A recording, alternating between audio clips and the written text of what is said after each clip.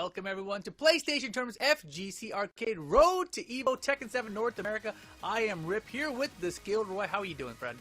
Not too bad, not too bad. I'm really excited for, honestly, a really stacked bracket tonight. Should be a bunch of really great matches going into Road to Evo.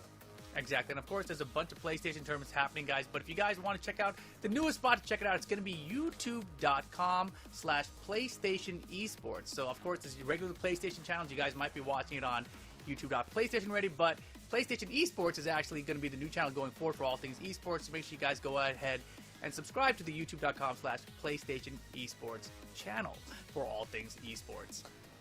Yeah, it's going to be a really great place to check out any sort of tournaments or anything that comes up in the future, so be sure to check that out. But speaking of tournaments, let's take a look at the format that we have going on today for this tournament, the Road to Evo. Exactly. Of course, you know, we have the top 8 players that have qualified here so far. We talked about how this bracket is going to be a little bit stacked, but the format of this is actually going to be a double elimination tournament. It's going to be best of 5 the whole way through, right? And then, of course, there's still going to be the potential for a grand final reset if that happens, because, of course, double elimination, if you make it through on the winner side of things, and somebody comes to the loser side and they beat you one set, you've only lost once, right? So you need the reset opportunity, essentially.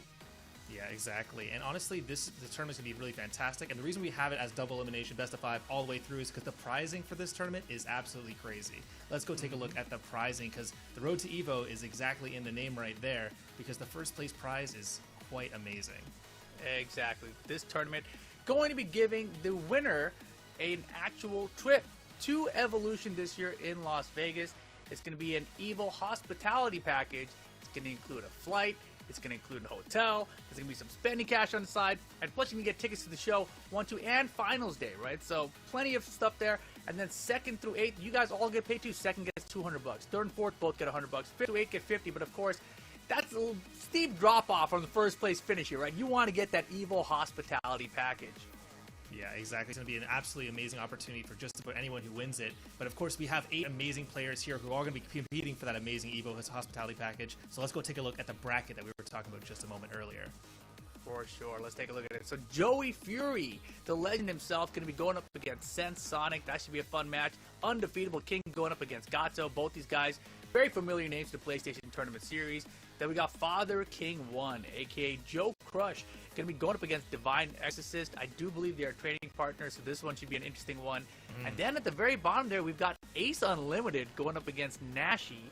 And these guys are both longtime players of the game, longtime tournament veterans, so names that we don't usually see make it into the top 8 of these tournaments. So very curious to see how far and how deep they make it into this bracket. Of course, you know, sometimes these events happen, like the Road to Evo. This is the big one. You got to win this one. This is where all the old names show up. So we'll see what happens. Yeah, exactly. And this is anyone's chance to make it to Evo. It could be a huge event for them as well once they actually make it to Evo itself. But in the meantime, though, for you guys at home who wanted your chance to join these types of tournaments, go ahead and check out compete.playstation.com, where you'll have your chance to join any of our PlayStation tournaments, including future Road to Evos and other FGC and other tournaments like that in the future. Exactly. I know today's Tekken 7. I know tomorrow we have some Mortal Kombat action. So Mortal Kombat 11, Guilty Gear Strive. There's also non-FTC games, as you mentioned. I believe there's like Call of Duty, Rainbow Six, Apex Legends, etc. So tons of games. Make sure you guys check it out, compete.playstation.com. Or if you guys are more interested in joining the community side of things, we also have a Discord that you guys can be joining. So make sure you guys join the PlayStation Tournaments Community Discord to find regular updates on esports events, articles, videos, and just to meet with other players and improve your game. Scan that QR code to get involved and get in there. This broadcast itself, you guys might actually be watching it through the PlayStation Tournament Community Discord. So get on in there, lots of fun stuff for all players, for all skill levels. Yeah, and this is a great, fantastic resource for anyone who wants to get a chance to play against people around their same level, stay up to date all in one nice central location. It's absolutely an amazing app and place to check out. So definitely take a look and scan that code.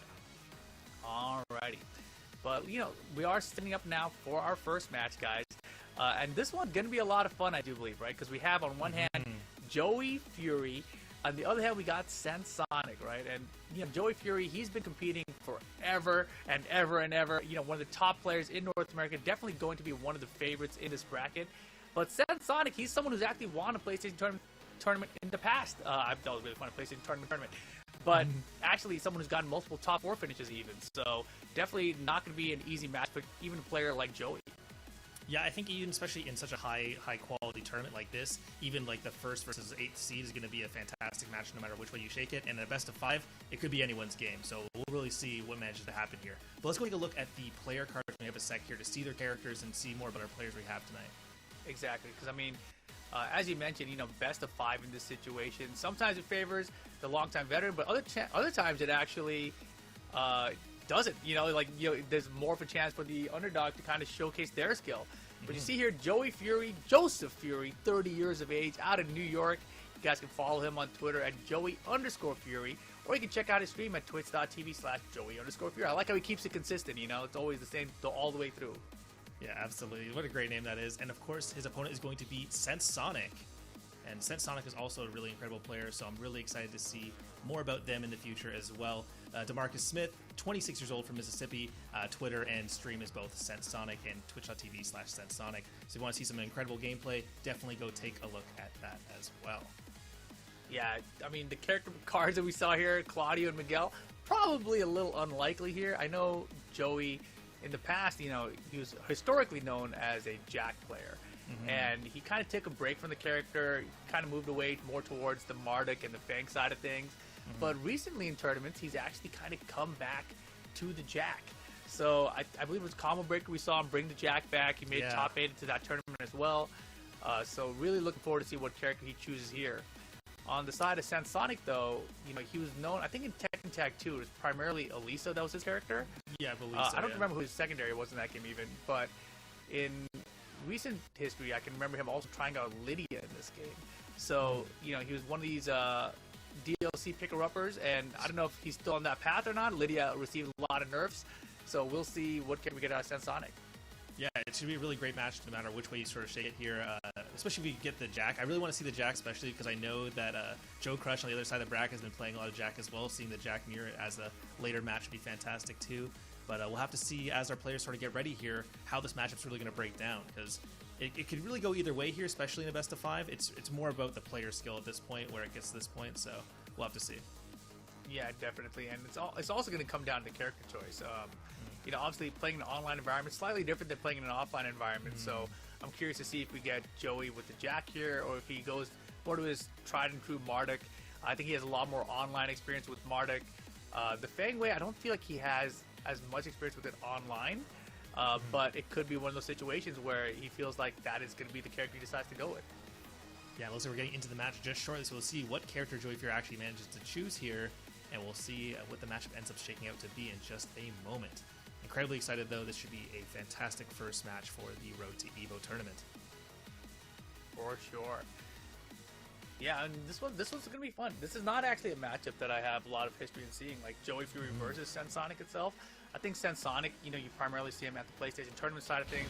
Joey Fury, I've seen more in an offline environment, and we do, in fact, get the Jack from Joey Fury, but Sensonic bringing out the Claudio, and this is familiar to me now. I do recall. He did used to use the Claudio as well. It's actually kind of similar to Elisa, right? They both have the running 2 attack. In that sense, both have very good low poke games. Claudio's obviously a little bit more punishable than Elisa's is, so we'll see. This should be anyone's match here. Let's see how it gets started. All right. Immediately starting to get some checks. Push them back here. Let's see what happens here. Nice one, that low jab. Nice jackhammer. Here we go. Yeah, Joey off to a good start right now. Yeah, a lot of jackhammer pressure too. That's like one of those moves where it was very common in early days of Tekken 7, but it's kind of fallen off. Oh, another one. Wow, he's just going another running 2. Here we go. Yeah, jackhammer, in the past, it was one of those moves where they changed the amount that it had tracking. So you could actually sidestep it to the left pretty easily, and they've kind of reverted that a little bit. So still able to sidestep left against it, but we'll see if Sensonic goes that route. Nice. He takes out the throw there. Yeah, really, really clean stuff. Really great fundamental on display already, just by Joey Fury, not blinking in the face of running 2, doing some really solid work here with his low jab as well as his jackhammers, keeping good solid pressure. Yeah, that really is the basic game plan here, right? Check the ankles all day with these down back ones, make them want to duck, and when they duck, the jackhammer's there behind it. Exactly. Running 2 again. Yep. Ooh, fantastic duck there. Managed to pick him up here. Here we go. Yeah, nice right to the wall. Float conversion, wall combo, yes. Ooh, fantastic side steps. Yeah, if he had crashed it with a hop kick, though, it would have been a little better. Joey Fury, 2 quick rounds. Unfortunately, with the extension there, but here we go. More solid pushes back. Actually, one more time. Oh, it keeps nailing on a little bit of damage, a little bit at a time here. Yeah, Sensonic, I mean, I think he could either actually benefit from either just some low blocks or some low parry attempts here. He's just taking all these lows and it's adding up. Yeah, especially with some dangerous hop kicks too. You have to wonder if that's perhaps an option here too. Definitely jackhammer. Oh, running two finally connects. Starburst online. Here we go.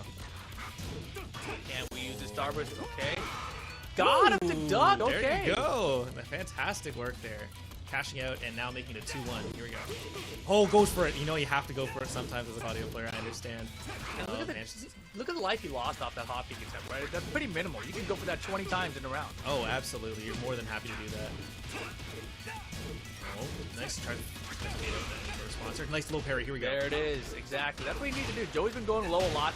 But now, of course, now the low parry has come out. You're going to see Joey here maybe start to mix things up a little bit more. Here we go. Oh, so fast. Oh, no. Volcano Buster modified version for the combo extension, and that is the first game. Joey Fury going up 1-0 here. Yeah, fantastic stuff there, making sure to cross under so you make sure he gets the full extension and onto the wall. Really, really great work there by Joey Fury. Honestly, kind of what we sort of expected as our first sort of match here. Joey Fury, obviously incredibly solid player, but Sensonic started to see some life in him, but getting those low parries. So perhaps across the best of 5, that will come into play more, especially if he manages to get more out of it. No, yeah, definitely. The first few rounds there, Sensonic just took like 100,000 low pokes, it seemed like. Yeah. And he didn't even flinch for it. He didn't try to sidestep or anything, right? He just hit me low all you want. I'll block all these jackhammers. I'm never going to duck. And then finally, he went with the low parry. Next start of the round, he went for the hop kick. So he is starting to respond to these low pokes. Of course, I'm sure Joey Fury is aware of this.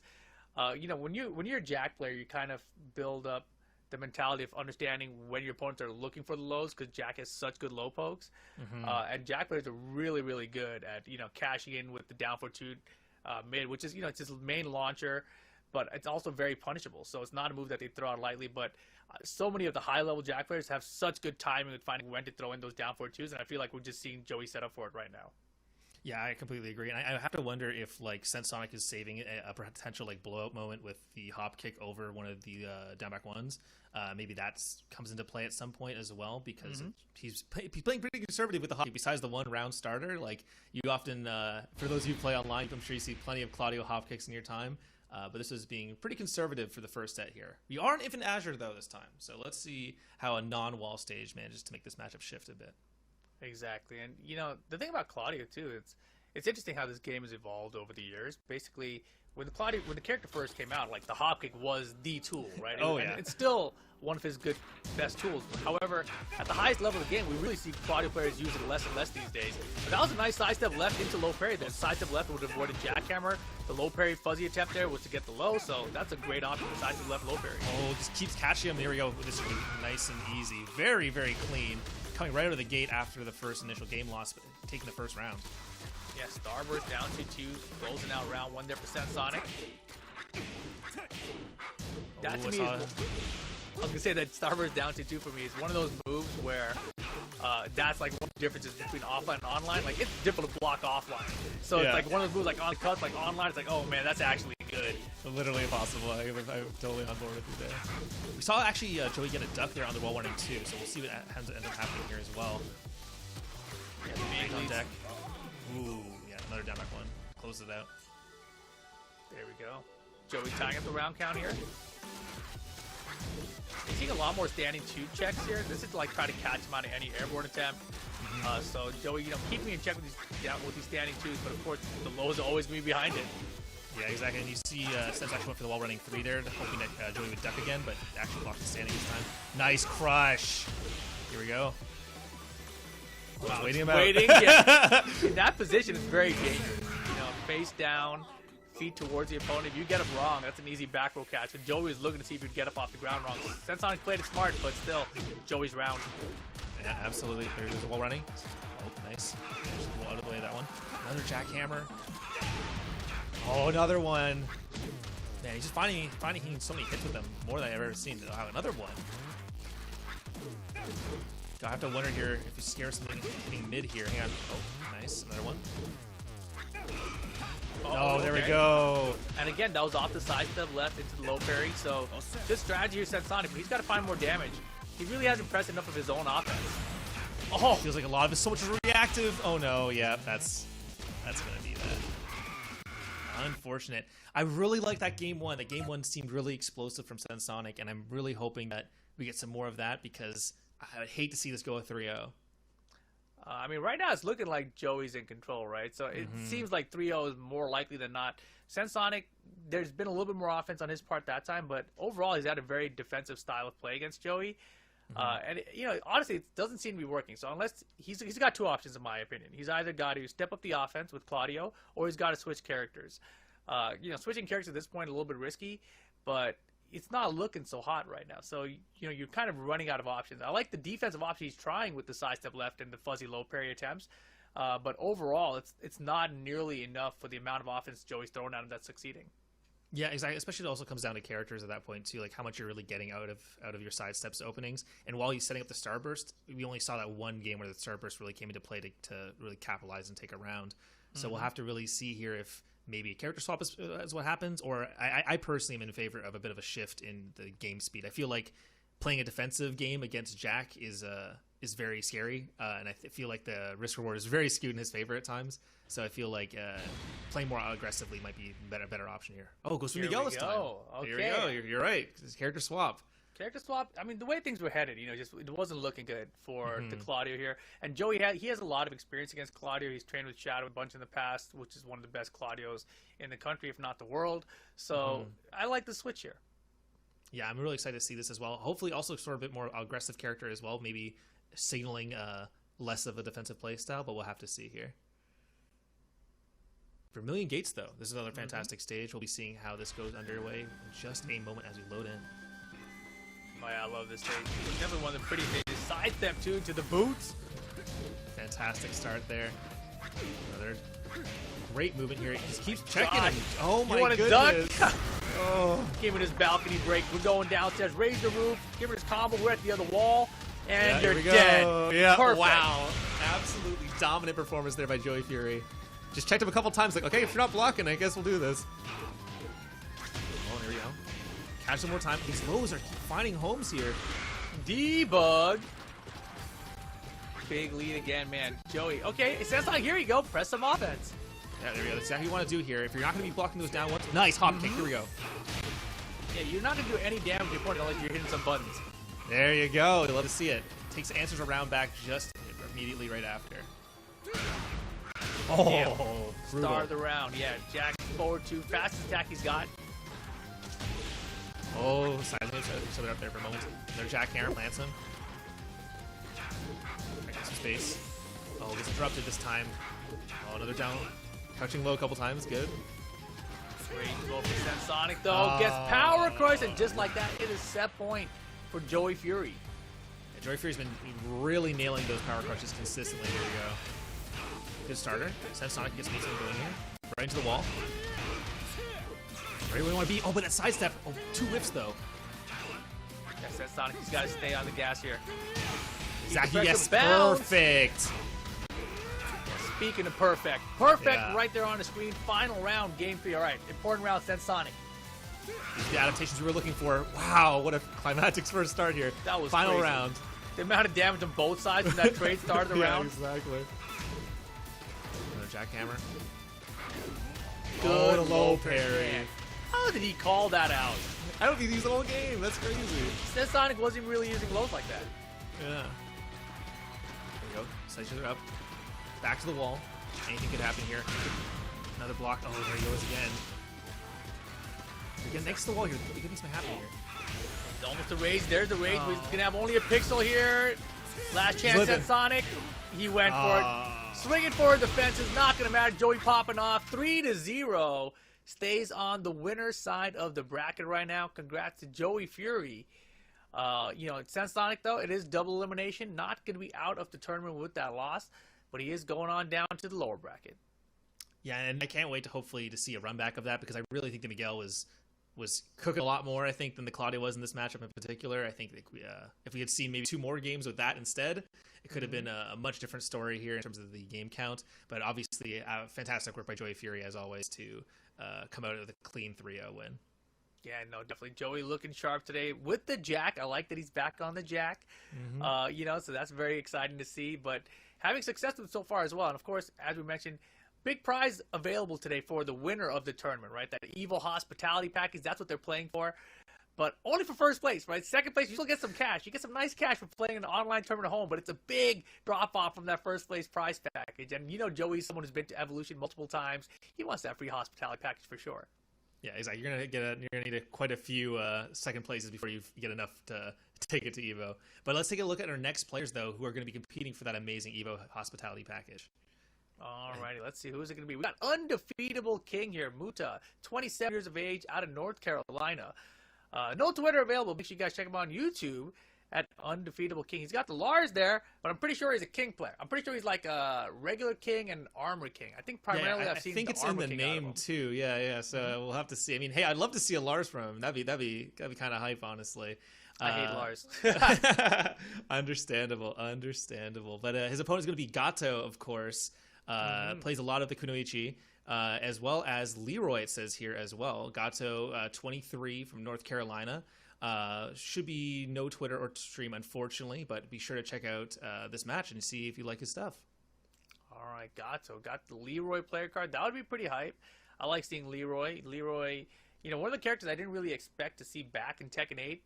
But they announced it very early, so Leroy going to be part of that closed network test coming up for Tekken 8 in just a month and a half or so. Cool to see him back in action. Yeah, it's interesting. His popularity must be really high after how incredible he did in Tekken 7, especially upon release. So I'm excited to see him back, and we'll see just how much he evolves being a part of the base roster instead of the DLC roster. Very exciting times. And the thing that's cool about Tekken 8 too is that they've changed up some of the characters. Like Leroy's moveset, it's similar, but he's been changed quite drastically, right? So I feel like there are a few Tekken 7 characters that I was like not a big fan of, but reimagining how they could be in Tekken 8's been a lot of fun. It's interesting. So I'm curious to see where things go still when Tekken 8 comes.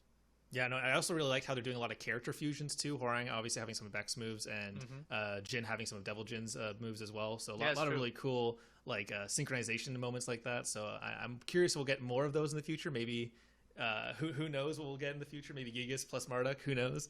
Whoa, they already kind of fused Jack and Gigas actually. Right. Yeah, so it's definitely possible. But yeah, we'll see what happens in this match, though. Undefeatable King versus Gato should be an incredibly fun match to see here, guys. It will be just starting in just a moment as we get the players into the lobby and get started. But what are your thoughts on the initial matchups here, Rip? I mean, it all comes down to the characters they choose. Like, I think if we get like a King or an Armor King versus a Kunimitsu, then I feel like usually you'd kind of give it to like the Kunimitsu, but it really depends on the player on the King side, right? An Undefeatable King, he's one of these guys that I've seen do very, very well in these PlayStation tournaments. He always gets like a top 3 or top 4 finish. He's a very, very strong player. His Armor King's very scary. Really forces you into mix-up situations that you have to guess from. It's not a situation where it's like you can react. So that's a very scary situation to be defending from in Tekken. So we'll see how Undefeatable King plays this one out. On the side of Gato, though, there could be the Kunimitsu, it could be the Master Raven. I don't know which character I like more versus the Kings, to be honest. I think Kunimitsu is a scarier character, but I think Gato's always had that Master Raven. Yeah, I think it's more of I think while one might be the traditional choice you might choose in a blind test, I feel like Master Raven with Gato especially, I've seen him do some crazy stuff on the characters, so maybe it's a comfort pick there, especially with being a character he's played a bit longer due to the Kuni coming a bit later. So we'll have to see how the matchup sort of swings out there, but should be a good one either way, honestly.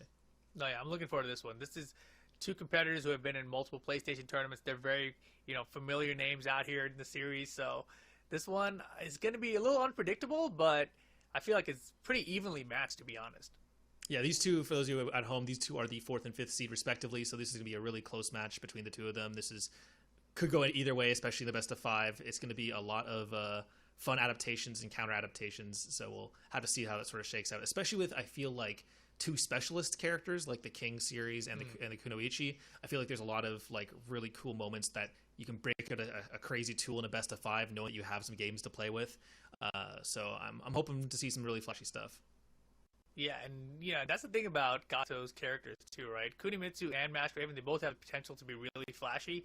On the other side, King players, they have the crazy in them, man. I don't know what it is about them. They always end up doing something like, oh, you expect this out of that out of them, but no. They're like, watch this. I'm going to be totally crazy and throw you some wild stuff. But I think Armor King is generally a safer pick. I think regular King, you get the crazy, but Armor King, I think he's just pretty straightforward. He's going to do that side step move that hits you a lot. It's going to be pretty hype in some moments. But overall, it's really going to be the guessing out of the multi-throw mixes. And just like the big lows that he's got. So he's a little bit of a riskier character, but also a very annoying character to deal with. Long range, mid poke, safe, relatively safe as well. So we'll see. Yeah, and especially in a long series too, that you can afford to take risks a bit more frequently. You can afford to take out maybe perhaps the King in the early rounds, bringing the Armor King as backup later. There's a lot of different angles you have to attack here, which makes the tournament much more interesting in a best of 5 scenario. So I'm really glad to sort of have a moment to see this. It's gonna be really cool. Yeah, exactly. So we're just waiting for these guys to join into his lobbies and get set up, guys. But of course, if you guys want to be taking part in these tournaments, compete.playstation.com. That's where you want to head over to. Sign for all these Tekken tournaments, plus other fighting games as well, right? Guilty Gear Strive, Mortal Kombat 11, Dragon Ball FighterZ, all available. Plus, they've also got non-FGC games. They got shooter games, Rainbow Six, Call of Duty, Apex Legends. I think there's also sports games. I think NBA 2K is in the roster, FIFA as well. Yeah, exactly. So tons of stuff, man. It's a different world we live in these days with PlayStation tournaments now offering all these tournaments available for people to walk away with some cash prizes just for playing online from home. Yeah, it's obviously a really great opportunity for anyone, so please go ahead and check us out there. Or, of course, check us out on the PlayStation Discord as well, so you can see all the events in one nice place, talk with the community, find some people to train against or maybe play with in these other tournaments. It's a fantastic time, and honestly, you're seeing one of the best FGC tournaments right now, which is going to be the Road to EVO tournament series, which gives players a chance to win a trip to EVO with all their hospitality and transportation paid for. So it's going to be a fantastic time, and who knows, maybe you'll see the winner of this tournament in the grand finals of EVO when it comes up soon. No, that's wild, right? I mean, I've been going to EVO now, I think since 2005, every year, right? So it's been 18 years of EVO. That's insane. That doesn't even make sense. I don't think that math adds up, but it's true. And, like, obviously there are guys like Daigo and stuff who've been a few years longer than that, right? So EVO is a long-running series now. And just to imagine that we are at a place where now PlayStation is sending people to EVO, to compete, it's just like blows my mind, dude. It's just something I never saw coming, 10 plus years ago when I was competing. It seemed like impossibly out of reach, but here we are. Yeah, it's absolutely fantastic to see how much the community has grown and how much Sony PlayStation is doing to help support them as well. It's going to be an incredible time, I think, we're fighting, especially in the next couple of years as this new renaissance almost of new gen fighting games comes out between Tekken 8, of course, coming up soon as well. Everyone's, I'm sure, excited for that. Mortal Kombat 1 and so on and so forth. It's going to be an absolutely amazing time. No, it's a fantastic time. I think it's got to be... I cannot remember a time in the FGC we had this many big titles all releasing relatively close to each other. So, it is a great time to be in the fighting game scene. Plus, of course, Project L, we never know when that's coming out. I mean, at this point, it feels like it's never coming out, right? Is it? Is it? I've heard about it for like 5 years, I feel like. I feel you. But here we are getting to the game. Oh, man, we got Geese versus Armor King. Okay, this changes things up quite a bit, actually. I haven't seen Gato's Geese comparatively as much to his Kunoichi, so let's see what happens here.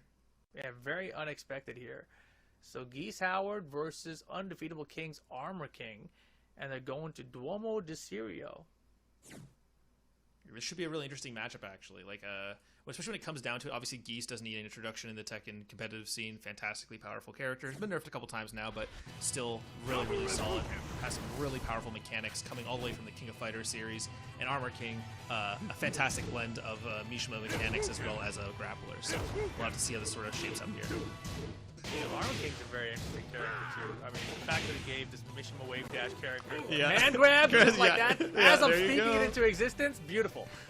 Yeah, absolutely fantastic. It turns out what King really wants is the ability to be everywhere at once, and that's what you get with Armor King. Oh, manages to get a punish there, though. Here we go. Tackles down. Nice. Breaks it immediately. Good side step there, and here's a small punish. Doesn't have meter, so he can't cash in for big damage. Great break. Right into the wall. Great pressure. Flat combo. Oh, no. Oh, great. Dodge the wizard. Here we go. Max mode on. Meter's draining, but Rage is on deck. Double Rage. Yo, he went for the counter end of the round, too. That was a wild guess. But Undefeatable King with the right choice to going low. All right, forward roll plus 2. Gets the launch start of the round. Here we go to the wall. Nice optimized combos. You love to see it. Taps him low a couple times. Oh, goes to the wild hop kick. Actually caught right there. Oh, this is looking bad. Nice low parry. Chance to turn around here. Rage on deck. Lots of damage. All right, Undefeatable King. What are we going to do here? What's the mix? Goes for grab. Just whiffs slightly, unfortunately. Catches him low. That Rage Drive's going to come into play soon. Oh, at any moment Counter? now. Perfect. Rage Drive. Yeah, of course he would. Tombstone. Is that enough damage? I think it is. Oh, no. just barely. Mix. The mid. Perfect. Yo, Absolutely Undefeatable incredible. King. What a comeback. Yeah, that was absolutely crazy. Great stuff by Undefeatable King.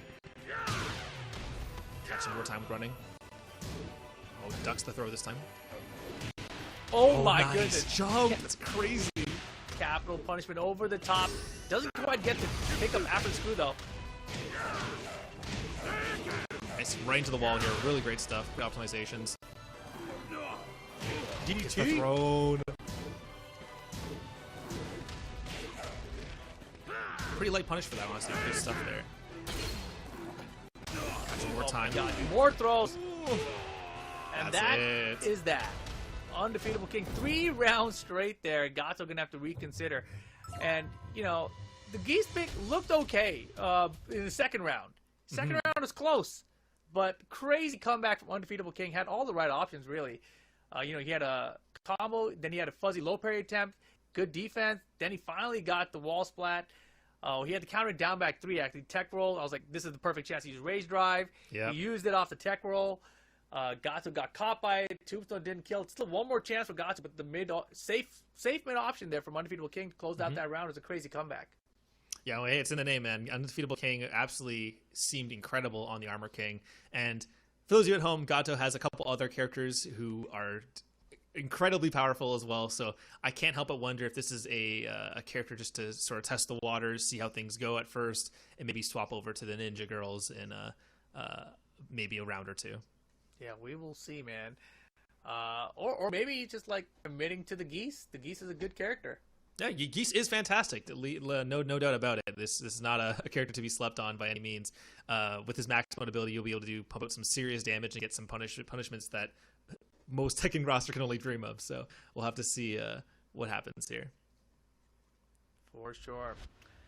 Let's see what character it's going to stick with the Geese.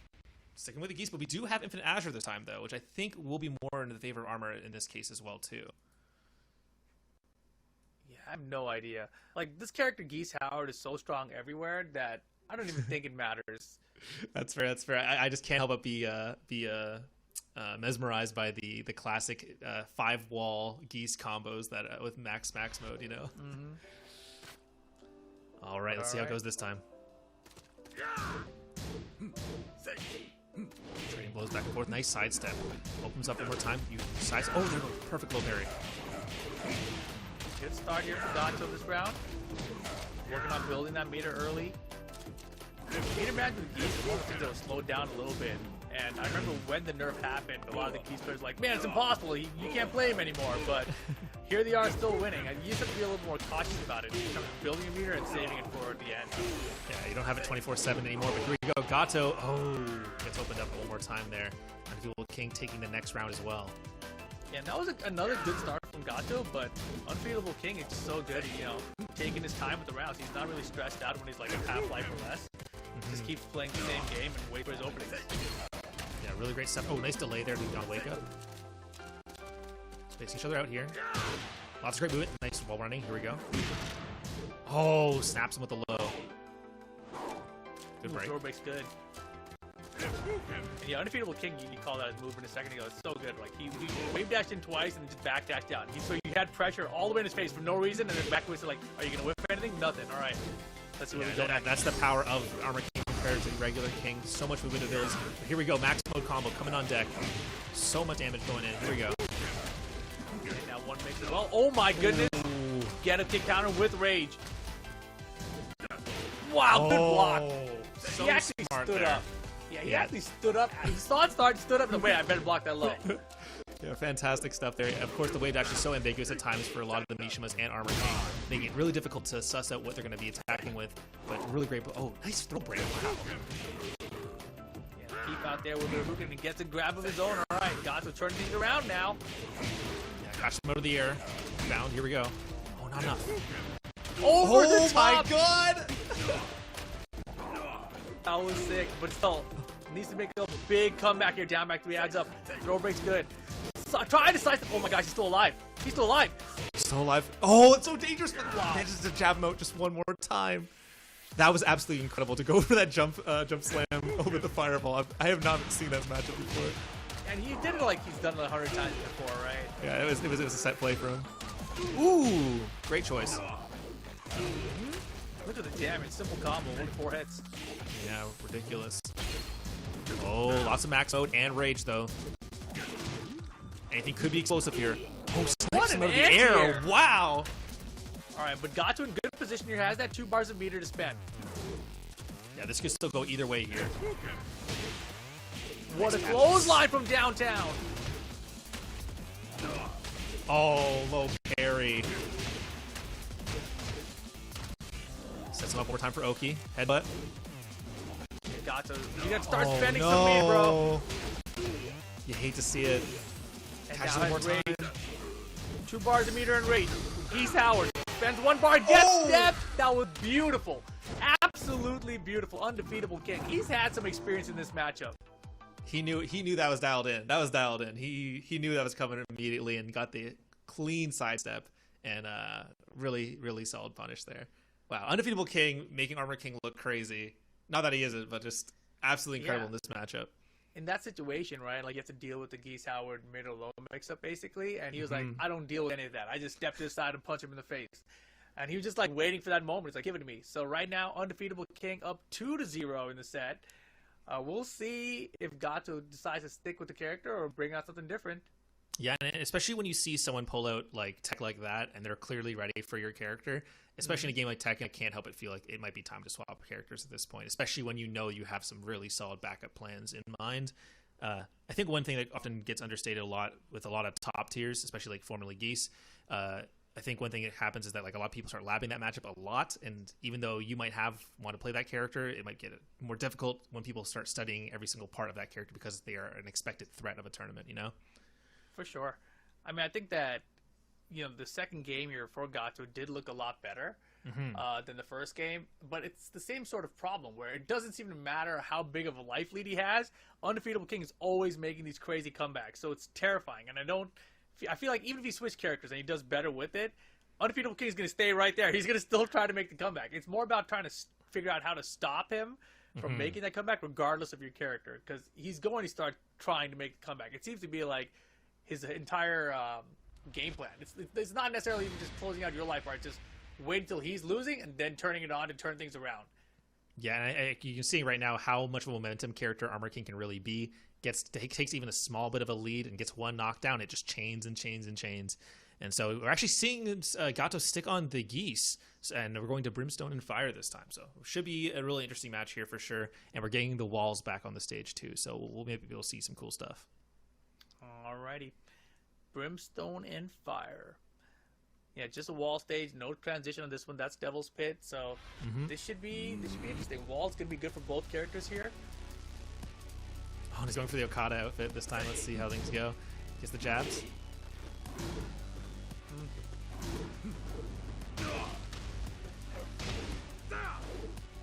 Wow. Great backdash.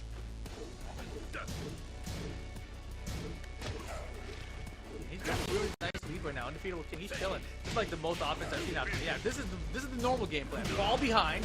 Yeah, there you go. Now turn it on. Here we go. Yeah.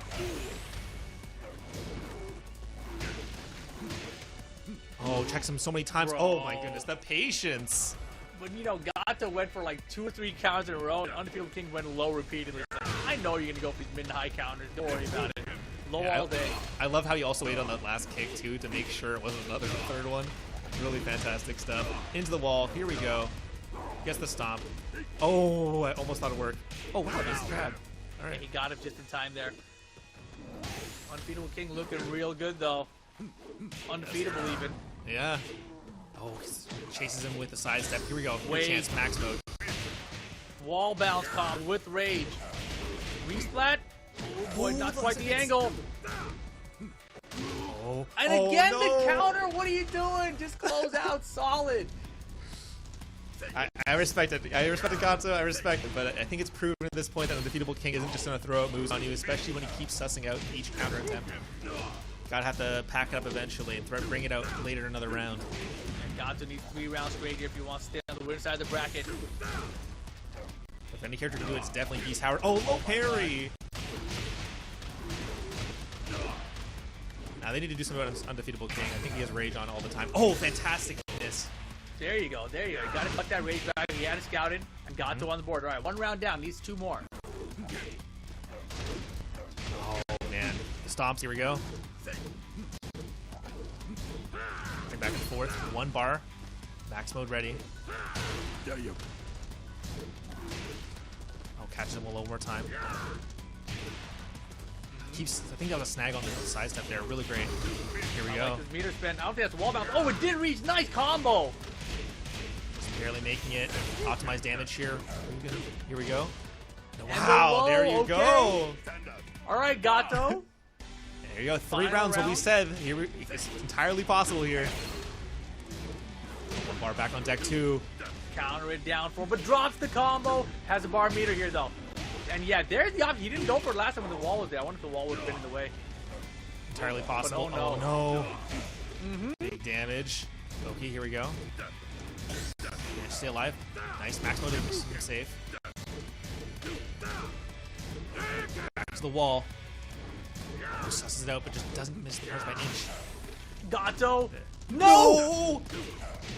Oh, it's so But he close. gets the low. There He you brings go. it back. Gato on the board. 3 rounds needed. 3 rounds got. Yeah, that was an incredible run back. Really great stuff by Gato, bringing a game up here, 1-2 now. And Undefeatable King taking his first defeat in this tournament so far. All right, 1 game, though, needs 2 more to do it. Best of 5 the whole way through here. Mm-hmm. You know, a lot of people, they always used to say, like, man, do you really need best of 5? Like, isn't best of 3 enough? This is the situation. If you're in Gato's position where, like, you look, I'm going to prove to you that best of 5 is better, right? Mm-hmm. Like, this is it. I would have been out already. But now I've got 1. I just need 2 more, and that's why you play best of 5. So we'll see if you can make me a believer that best of 5 is necessary here at Gato. That's what I'm asking.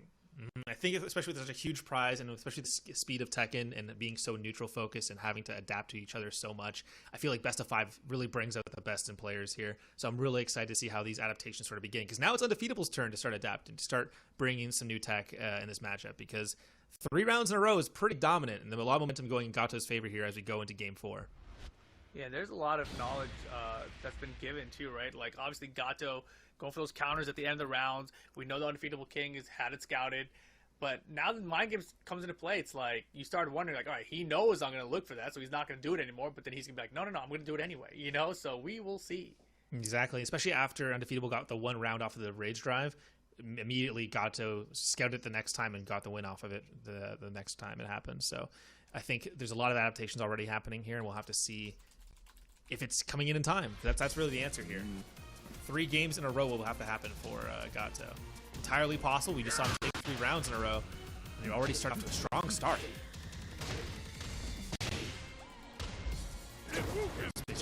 Oh, wow, it goes to the jump again. Wow, fantastic. Definitely has the lab. Wall bounce. Hey. Yeah, there you go. Wow, wake it up. With Rage again, man. All right, it's his turn to make all the Rage comebacks now, apparently. Yeah, here we Sidewall. Still alive, but the Yep. low kick. 4 rounds and counting. Gato is on fire right now. A lot of great adaptations and doing some really great stuff in this matchup already. Oh, no, wow, the trade combo. You love to see it. Bing, bang, boom. Good break. Keeping him pinned to the wall. Don't get too much. Oh, there you go. Oh, crazy jump. Sidewall, though. Yeah, you got to recognize it early, and the lows are working out now. Look at this momentum building for Gato. 5 rounds in a row. Gato seemingly untouchable now. see what happens here. Undefeatable King needs to find an answer to these. Great stuff. Clothesline. Breaks the throw. Fantastic sidestep. Yeah. You saw it one time before, winning a round. Takes him down. Another one. Wow. Uh-oh. Watch out, the Rage Geese. 2-bar. Counter! There you go. End of the round situation. You saw it before. I'm going to do it again anyway. Going to try to chip down here. Not nearly enough at all, but Arapukin catches him 3 rounds straight again. 6 rounds straight right now for Gato. Look, if Gato somehow makes it a 9-round straight 3-game comeback. No way. That'd be unreal. Way. That would be unreal. I don't know. Those matches were looking like a different person entirely. That was some really great stuff, really great adaptations, and really never let Armor King seize the momentum. Because what we kept seeing was like Gato would have a really strong start, and then unfortunately a small fumble, or like Armor King would get a chance to fight back, and then Undefeatable King never let up. So if Gato just never lets up on his own, then maybe there's something that can happen here. Maybe that's going to be the 9-round comeback. It's almost the opposite here too, because Undefeatable King, he's had the round starts basically in these last like 6 rounds, I feel like, but then it's been Gato who's been making all the comebacks, and it's exactly what I talked about too, right? Like doing the counters at the end of the round situation when he's about to die. It hasn't worked all this time, but he keeps going for it, and Undefeatable King fell for it that time, and it cost him big time. Yeah, and you have to wonder if at a certain point Undefeatable King's like, oh yeah, I've checked that out of my memory now. I've shown him that I'm not going to get hit by it anymore. And here it comes in Game 4, still going strong, still having to be respected. And that's going to earn him perhaps more wake-ups in the future, or a chance low that can get low parried, right? So there's a lot more adaptations and mind games at play here as you go into the final game. Exactly. Game 5 incoming, arena stage, small stage with the walls here. Let's see what happens. Who's going to take it? Gato running on that 6-round win streak. Undefeatable King letting it slip away. He's got to turn things up. Yeah, this could go either way here. Final game, final rounds. Let's see how this goes. Shifting up the costume, of course. That was definitely the issue. Of course. Back to business. Big headbutt stomps. Here we go. Nice sidestep. Yeah, sidestep on the get-up kick attempt there. Clean. Wow. Wow. And again, big round lead. Gets caught by forward 1+2. No meter, though. Can still make something happen, though. Building a lot of meter for the next future rounds. Nice move back and forth. Shining Wizard. Here we go. Snipes out of the air. Fantastic work. He might here. be dead. Yeah, this is conversion. Radar. Oh, my God. Yeah. How much damage last it gonna do? It's gonna do enough damage. Wow. 7 rounds. 7 rounds. I can't believe what we're watching. I feel so bad about telling him to swap. I mean, Undefeatable King was winning that round too, right? Yeah. Oh, so much patience that time. Counter! Oh. Yo, the bait was crazy. And the mid! Oh no, he's in his head. Yeah, this is rent-free here. Hang on. Oh, get the stomp as well. Big throw. Right, chance maybe to come back. King. Oh, wow, that's the grab there. We can get a perfect here for 8 rounds straight. No way. No. Oh, Perfect! my God. And it's set point for Gato. Gato's fighting like a man possessed right now. Oh, here we go. Big opening. And going back to the Mishima stuff. The way boost. Chunks. Huge damage lead. Oh, snipes him. That's exactly what we want to see here. Oh, blocks the low. Oh my gosh, he actually had the bait again. Yeah. Counter it down 4 with range. And a bar meter. This could be really scary. Spends the rage. Look at the damage of this. Last hit right here. Oh! Oh, key position 2.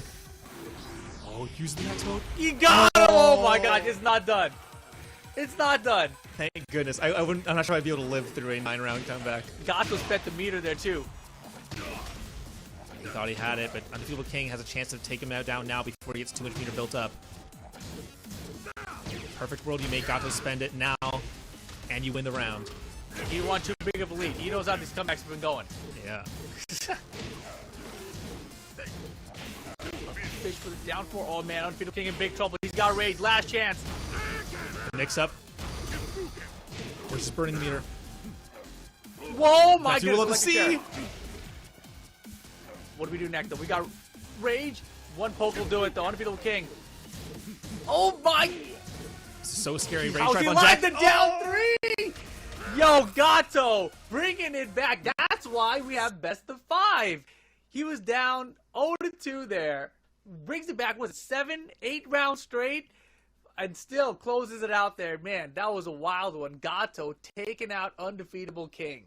Yeah, that was an absolutely insane comeback. I'm honestly astounded. We were writing off the Geese only moments before he went on an absolute tear, 8 rounds in a row before finally dropping 1 round, but bringing it back immediately after and taking the 3-0 reverse sweep.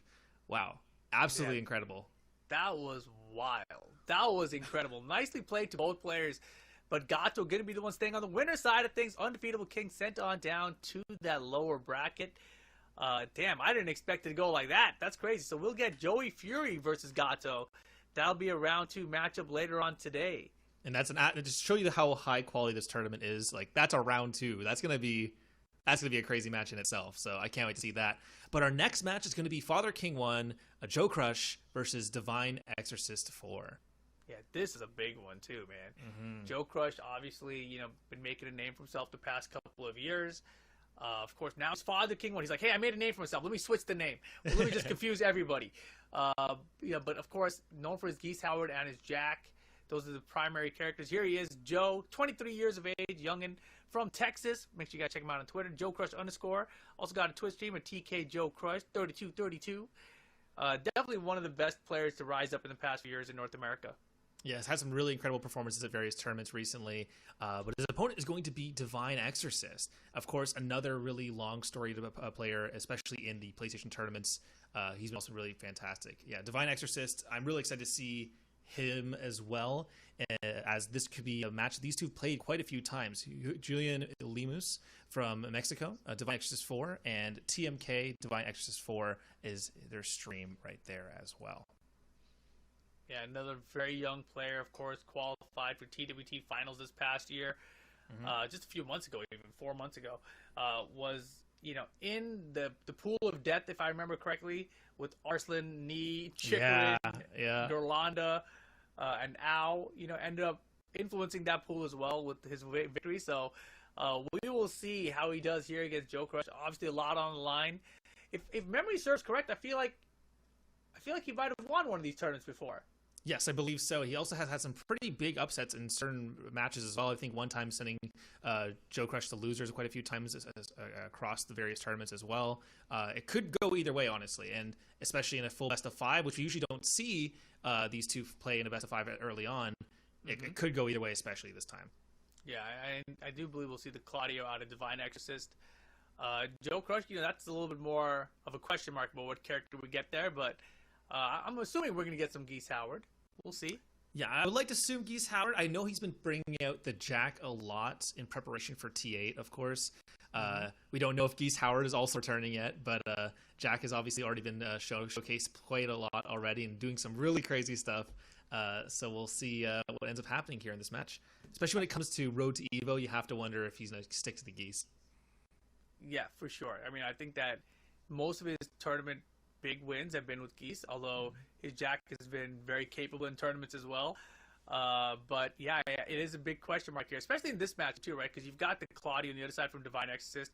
His hot pick's going to be coming out. Maybe you think about that if you're going to be picking the Jack against it. Divine also does have a Lars, so that is a character we might see out of him too. Yeah, and it'll be really interesting if it is another Jack Claudio, because we did just see that matchup a little bit earlier today already. It is the Jack Claudio. Jack Claudio. Yes, sir. The first time we saw it was, of course, Joey Fury versus Sen Sonic. I mean, what are the odds of that, right? That we get the exact same matchup in the top 8 here? Yeah, and both of the times it's the favorite with the Jack against the relative underdog with the Claudio. Interesting shenanigans going on there. But I'm actually really excited to see this because I really do think Claudio has a couple more into this match. But it's worth mentioning that Joe Crush plays Jack, I think, demonstrably differently than Joey Fury does. Yeah, very different than most Jack players even. I think he is the wildest Jack player. Like, he does the most goofy things with his character. And when I say goofy, I don't mean that they're bad even. It's just that they're goofy looking. You know, like, we'll see. A lot of windmill punches, down 1+2s. Like, those are Joe Crush things. Yeah, exactly. You'll see lots. Yeah, there you are. Yeah, exactly. You see a very different style already. Not nearly as many low jabs, but a lot more offensive pressure. Divine just already tagged him quite a few times. Yeah, good punch, Divine. Wow, the hop kick attempt early. I like that. Yeah, I respect it a lot. Let's show that one more time here. Nice snipe. Going downstairs? No, we're staying right here. Keep the ball to your back. Good break. Power crush? No. Oh, patience. Throws him out of the power crush. Now rage for both. Lets him get up. I don't know about that decision. Yeah, I would have chased that down for sure, especially with the raise drive. Starburst online though. Debug misses, but he got hit by the second hit. I think he tried to step maybe. Yeah. He's like, I got it to whip. Let me get out of here. But man, rough one. Unfortunate. I think that's something you might forget about too sometimes. Oh, get sniped here. Here we go. To the wall. Perfectly spaced combo. Yeah. Oh, fantastic low parry. Yep. Just really, really powerful punishes there by Father King 1. That was rough. That was such a rough round. It's almost like the end of that first round stuck with Divine. Exactly. Oh, just moving at each other just out of throw range there. Oh, we can't do that. Get sniped a bit. His back actually has been really good, but oh, the counter is confirmed by Father King 1. Right, let's go with another wall. Hey, hell it damage.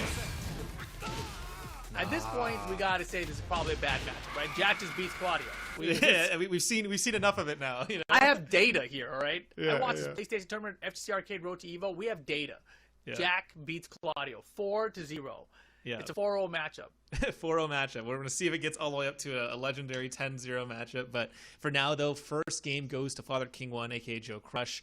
A really dominant performance. And you're already seeing even between the two Jacks, they both have really, really strong suits here. So I'm excited to see how this continues to go on. For sure. I mean, and Divine, I think, he did okay there. But really, it was just that end of that first round, that rage drive miscalculation. I think, the first hit whiffed, and he was thinking to himself, like, all right, well, if I block the second hit, I don't get anything for that, right? So I have to, like, either punish him here, or I've got to get out of the way of the second hit. Yeah. And whatever he decided to do or try to do did not work, and it cost him the round. And you can see it kind of stuck with him because Joe just demolished him the second round, right? So it's hard to come back from that kind of a mental break, I feel like. But he's a youngin', he's 20 years of age, but, he's also a tournament veteran. So let's see how he turns things around here in Game 2. Yeah, and of course, in the best of 5, plenty of adaptations can be made. It might look like a dominant performance so far, but we've seen that players can come back from the brink of death. So I'm excited to see how this goes. Exactly. We had Gato a second, just, give everyone hope. So we will see here. Island Pair, they ran him back to the same exact stage, too. Wow, statistically incredible. Wow, let's go. This is another fantastic stage, too, also coming out with the DLC. Honestly, a lot of the DLC stages were really, really pretty. Big fan of them. Yeah, I think the DLC stages for Tekken 7 were a really great addition, considering what the original stages were like, so very nice to see them change things up here. And if you look at Tekken 8, the stages were only better, so it's pretty wild. Oh, yeah, I can't wait for Tekken 8 coming along. Here, windmill punches again. Nice spacing. Ooh, big boot again. Oh, quick get up kick, though. Starburst activations in just a moment. Wow, full wall carry. Fantastic stuff. Just one hit there, recognize the splat. And oh boy, here we go. Balcony break. Yeah, love to see it. Standard combos. Wall running too. Starburst. Exactly where you want to be as Claudio. Taps him low. I love the wall running 3 usage there too. Nice break. Oh my goodness, just do shoulder it. check. Just go for it. That was wild. Like, what was the decision making there? I'm not sure, but Divine had the right decision. That's all that matters. And here we go. Got Starburst on Oh early. my goodness. You didn't duck the last hit? Oh. That's a free launch for him. Almost got all the way to the wall from that too. Such a big stage. Oh, just burned it, but gets wall bounced anyways. Debug. Oh, trade combos. We got those. Oh my god, this is smothering Joe him. Crush is crazy. Fantastic work there. Getting that trade combo really just shifted the tide entirely. Hop kick, round start. We love to see it. Yeah, not something we've seen succeed a lot here for Claudio, but this one finding its mark. Yeah, great start to this. Looking fantastic, actually. Oh, gets gapped out this time. Uh-oh. Rage mode for the wall splat here. Good jab. Nice, fantastic work there. Scouts it out perfectly. Jackhammer. Wall running 2. Has him cornered, though. Cat would be a little scared against Jack in this situation. Where do you go? Man, just staying on him here, too. Nice punish. Is that enough? There you It go. is. Perfect. It is. Yes. Great stuff. Chasing him down there and getting the follow-up as well. Another jackhammer. Start feeling each other out here one more time. Respecting each other's distance a lot. Ooh, it's pushed down. That was crazy range. It just burns it. No, Oh, sir. scouted it. The damage is crazy. Yeah, small hits. Oh, trade combo again? Are you kidding me? Oh, that might be it, yeah. Tied up 2 rounds apiece, but now, final round. Will Father King 1 go up 2-0 in games? Yeah, this could be anyone's game here. We saw a lot of adaptations already. Yeah, Tombstone, here we go. Alright, Divine having to play from behind here a little bit. Damn, oh girl! my god! Look at the damage, too. Luckily, no wall here. Last chance to bind this game. Slide mix. no way! The perfect. Father King won 2-0. It's a big lead. I mean, like I told you about the character match, man. 5-0 in Jack's favor. Yeah, it's only becoming more and more demonstrable, especially considering how different their play styles are. This has been an incredible match so far. I really respect going for such a Hail Mary in a really close match, honestly. It's 2-0, but I think you're seeing Divine Exorcist really pull together, and maybe this third game will be the start of a comeback. I don't know, man. I don't know. It's looking kind of rough out here. I mean, I know Gatto turned things around in the last set, so I know it's possible, right? Yeah. You got to have hope. It's possible. Also, Divine was up 2-1 that last game, so it's possible, right? Absolutely possible, but for sure. So hard. We'll see if he can do it here. Will it be Lars time? I see that in the chat. We'll see. Maybe it is Lars time. Yeah, I'd love to see the Lars, honestly. That'd be another fantastic character to see coming out here. And especially when you're seeing this matchup already sort of boil down pretty quick. I'm curious if a character swap might be the thing you need for a quick 3-0 return. But then again, the previous comeback was sticking to the guns. So let's see what happens. Yeah, it doesn't have to be that way, so let's see it right here. It's going to be the Claudio sticking to his guns, Dragon's Nest, where they end up. He was just bad luck on that Island Paradise stage, dude. You know? For real. Bad luck. Yeah, exactly. Well, honestly, at one point I was be like, if they ran it a third time, I'd be wondering what's going on. We need to restart the internet, you know, the entire internet, not just each player's. So, like, exactly. Something's wrong here. All right, the Dragon's Nest really close-knit stage as well, so we'll see how this goes here. Oh, it's immediate jackhammer. He has you scouted already so early. That sucked. I don't know if he caught him high or something with the counter, but the 4-3 didn't connect. Second hit, I haven't seen that before. Yeah, a little bit weird. Right into the wall. Right here. Yeah. Really perfect combos, as always, from Joe Crush. Oh, goes to the Hail Mary Power Crush there, but doesn't find anything. Ooh, I love that patience. Starburst. But no. Uh-oh. Trouble. Father King 1. Looking to close it out here. That's not looking too good yet. Divine actually has to find a way to break in. Running 3. Oh my goodness. That's the Jack player special, dude. Yeah. We know exactly when you're going to duck, and it's when we're going to do the down forward 2. Exactly. Caught between a rock and a hard place. Rage on deck, though, could still happen. But pressed against the wall against Jack's jabs with low health, so much against you here. But it's possible. Oh, catches his toes. No! Oh, no punch though. Here we go. Oh my gosh, that was amazing. All right, single back dash, saw the whip, twin pistons, but doesn't get the wall combo with it. Oh, that's brutal. That was so perfect otherwise.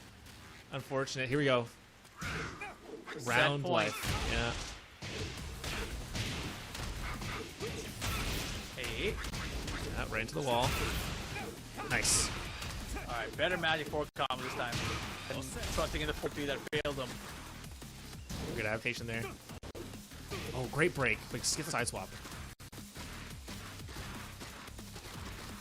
Trying to find a way out of this corner. Gets caught. And now, bad news, Divine. Last chance. Spins the blue. How about the other blue? Oh, that's that. Father King won 3-0 over Divine Exorcist. Man, that matchup looks rough for Claudio players. The Jack player versus Claudio player matchup, 6-0 here. That means if you played 10 games, just the stat, the best case scenario is 6-4 at this point, right? Yeah, exactly. We need to see another matchup. You know, we'll convince Ace Unlimited and Nashi to also play this matchup. To also play the same matchup? Yeah. The entire bracket will just be people rock paper scissoring for Jack versus. I'm trying to think. I don't even know which one of those players I'd like to see on each of those characters. That's a crazy one. Right. But nice stuff to Father the King. One staying on the winner side of things, Joe Crush, moving ahead. But unfortunately, Divine Exorcist moving on down to that lower bracket. But still not out, right? Still not out. He still got another chance out here.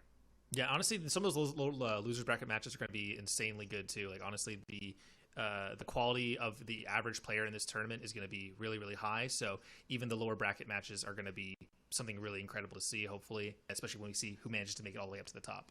Exactly. But let's take a look at who we got coming up next. We got one more match to start off on the winner's side of things up here for the first round at least. We got Ace Unlimited, Dominic McCowan, 34 years of age out of North Carolina. No Twitter, but you can check him out on stream at twitch.tv/Ace Unlimited 00. Been rocking that Asuka. And also a Jin Kazama. He's a Kazama main, I think. Been rocking it for quite a while. So nice to see him out here at this PlayStation tournament. Good luck, sir, in your FGC Arcade Road to Evo tournament. And the opponent is going to be Nashi, of course. So let's go ahead and see their player card as well. This is going to be a really great match. Isan Ono, 30 years old from New Jersey. Their Twitter, Nashi1993. Obviously, Fang player, really, really great stuff. Could be a really, really explosive matchup, to say the least. Yeah, Nashi's kind of wild. Also, a tournament veteran. This is a fun matchup because, as I was talking about earlier, these are two guys who I don't really see a lot in the PlayStation tournament top 8s, but I know they're both very capable of making top 8 in these tournaments.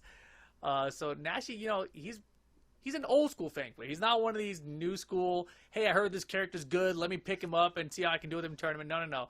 He's been playing Fang even when Fang was always good anyway. So he's one of those. Exactly. Yeah.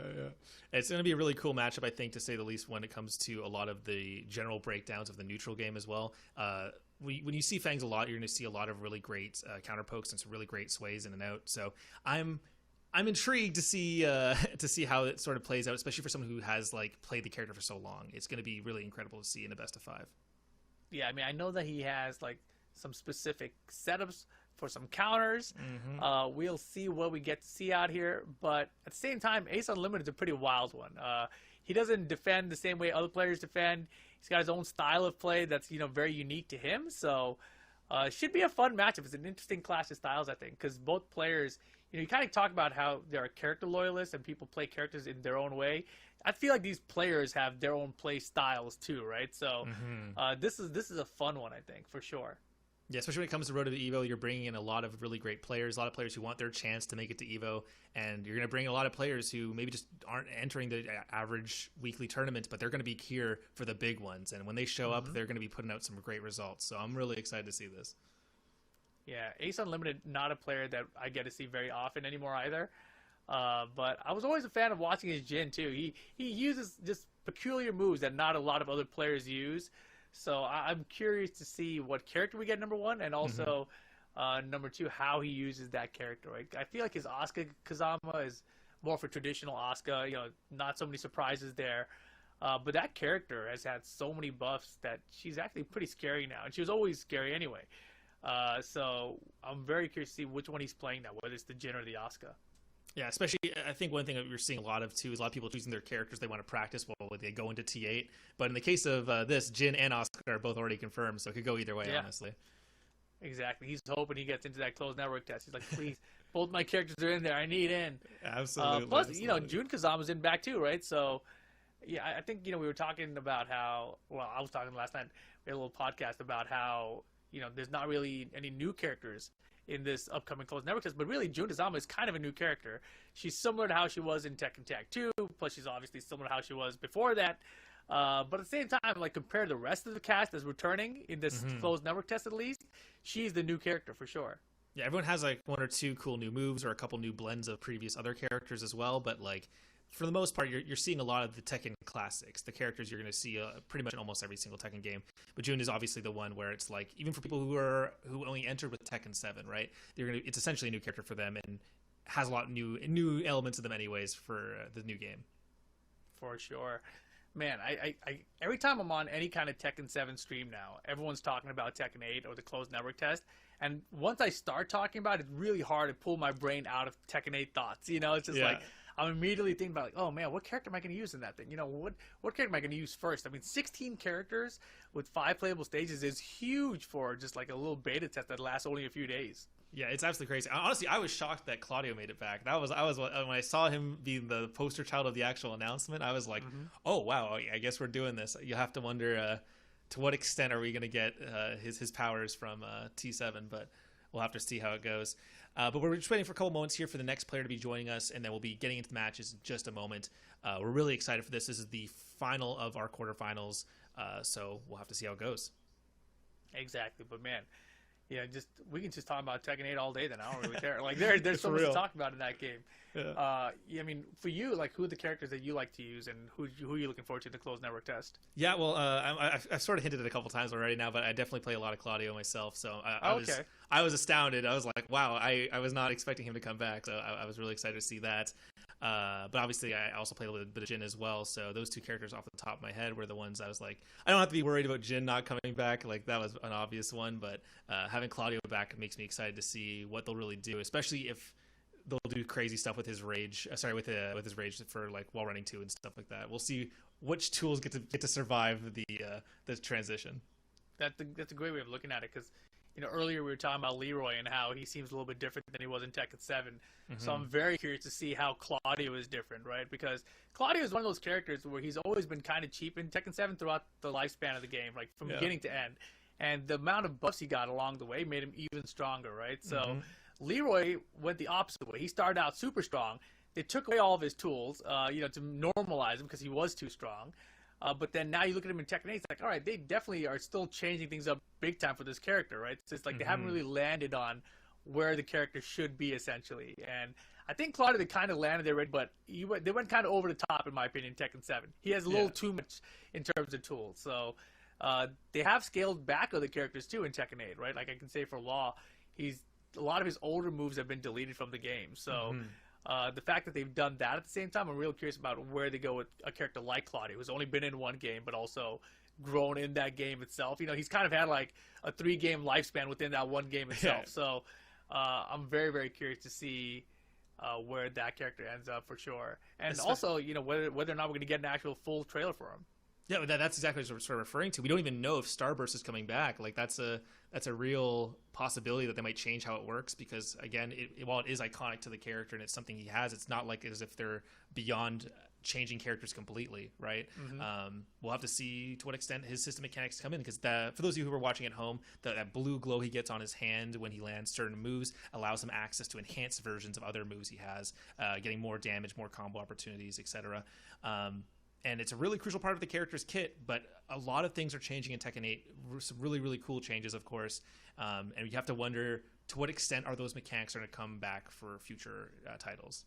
Yeah, and I think Claudio will keep his Starburst, though. Only because from what we've seen so far from Brian and Asuka, they also have new kind of power-ups that they get along the way. So it seems like they've kind of taken this Starburst concept, tested out, it's like, all right, this kind of thing works in Tekken. How do we put this onto other characters now? And so it looks like Brian and Asuka have their own versions of Starburst, right? Yeah, exactly. So I think Claudio will keep it. It would be pretty funny if they gave to other characters and took it away from Claudio, though. I would be okay with that, I think. No, see the dream in my heart of hearts is that his 1 normals and his 2 normals get 2 different independent stacks of Starburst. So he has the blue hand on one. If you land the activations on the ones, you get the blue hand on that one. And then if you get on your 2s, you get another one, and you can have both stacks. Wow! But dream Claudio player scenarios here, where I get 2 uses of Starburst at a time. Never gonna happen, but Yeah, my dream for Claudio is that he can only use Starburst while he's in heat mode. Yeah. Yeah, see there we go. That's my dream. I respect it. I respect that. And then right now I do believe the players are in the lobby, so we're almost to our match, guys. For those of you guys watching and wondering where the tournament is, it's the last match of our first round of winner side of things. So we're gonna have Nashi versus Ace Unlimited up here, and you know this matchup is pretty wild. I mean, I don't think anyone expected Fang to get as good as he has gotten, but then you watch Combo Break, you see Arslan, Nash, and Nee. You're like, well, Fang's the best, Nee's the best. Obviously, he's going to win here, and then he loses. Yeah. And you're like, well, maybe Fang's not strong enough. Maybe we should buff Fang some more. I don't know what the answer is. Yeah, or maybe just nerf Arslan. You know, I think that might be a better answer. You gotta install the next patch in Arslan and say goodbye to your insane reactions, you know? All right, here we go, though. Going to the next match. We are getting the Asuka, and we are getting the Fang. Alrighty, Forgotten Realm, where we're headed to, multi-floor break stage. The only one in the game. Tekken 8 doesn't really have one of these either. At least not as far as we know. No Geese Mansion yet. Nothing as crazy as that just yet. But we'll have to see, of course. Is there any character you think, these characters who you think uses the floor breaks the most here? Oh, that's a good question. I think Fang can be kind of probably Fang, right? Yeah, you can do some shenanigans for sure. Kind of Asuka. She's pretty standard. Well, let's see right here. Should be a good one. Nashi versus Ace Unlimited. Good block. Yeah, really great stuff here. Start feeling each other out immediately. Nice, chases it. Oh, there you go. We were just talking about it. Gets the floor break. Such reward off of that. That's crazy. Yeah, he headbutted her while she was backflipping. Like, usually you can't even catch people while they're backflipping. His crouch dash went so far forward with the headbutt that he still caught her and got the floor break into a combo. Yeah, absolutely ridiculous. And that's tight to the wall here, right in the corner. Power crush. Yeah. Counter! Oh. You're showing it to us like, hey, I'm going to counter you. Let me give you a foot. Nice. Oh my goodness. Catches him pressing. Counter. We're going down. Fantastic combo extension here. 8 seconds though.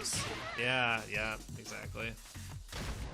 Yeah, and that crouch dash into the wall standing, one incredible range for Fang. Yeah, absolutely ridiculous. You have to wonder now that as a threat alone, that's going to be really scary. Counter! Yep. Setup City. That's what I'm saying. I know he had setups with those counters. Nice, back to the wall this time, though. Almost catch him one more time with it. So finish each other out, see how it goes. Nice, catch him one more time with the dash. Oh my gosh. He's a real Fang player. He uses all the moves that no one uses when they're just a top-tier Fang player. Yeah, exactly. No 20 move list this time. We are using the whole encyclopedia. Nice. I love that crouch dash, but managed to get pushed back a bit there. He's got a big life. He's chilling on it right now. Ace is running out of time, 15 seconds. I wish Nashi just kept the pressure going because the in-and-out movement is keeping Ace Unlimited locked down. Closes out round 2.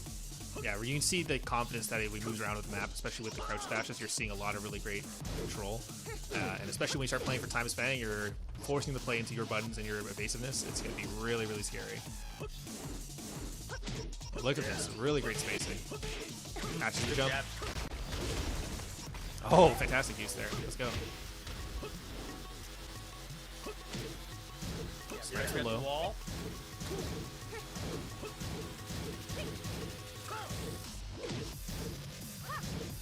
Oh, the trade back and forth so much here. Oh my nice. gosh, can. So brave to go for that.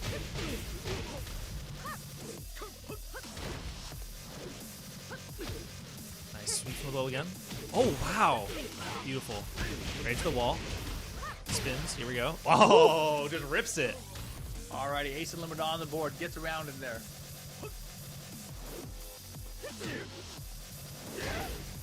Nice. He sways in and out. Are going to do some really good stuff here. Try to push more. Yeah, there you go. Post Those are so good, yeah. Matt Campos got the launch. I can't believe he looks so late. Oh, almost enough there. Oh my gosh, the reactions. Yeah, fantastic. With punish there. Here we go. Yeah, Tooth Fairy with rage. Now, let's see if Ace Unlimited can make this comeback. Oh my god. Oh, so risky for the back 3 with rage. He's going to catch the rage drive. Yeah. Uh-huh. Yeah. The double punch. Fantastic. Tying it up. Final round. Let's go. Game 1. Fantastic play by both players here so far. Absolutely crazy competitive set. Trade back and forth more time. Another trade. Low parry though, Ace Unlimited, Fang Wei, one of the best poke characters in the game, but he's gonna be going low a lot. Ace Unlimited has it scouted.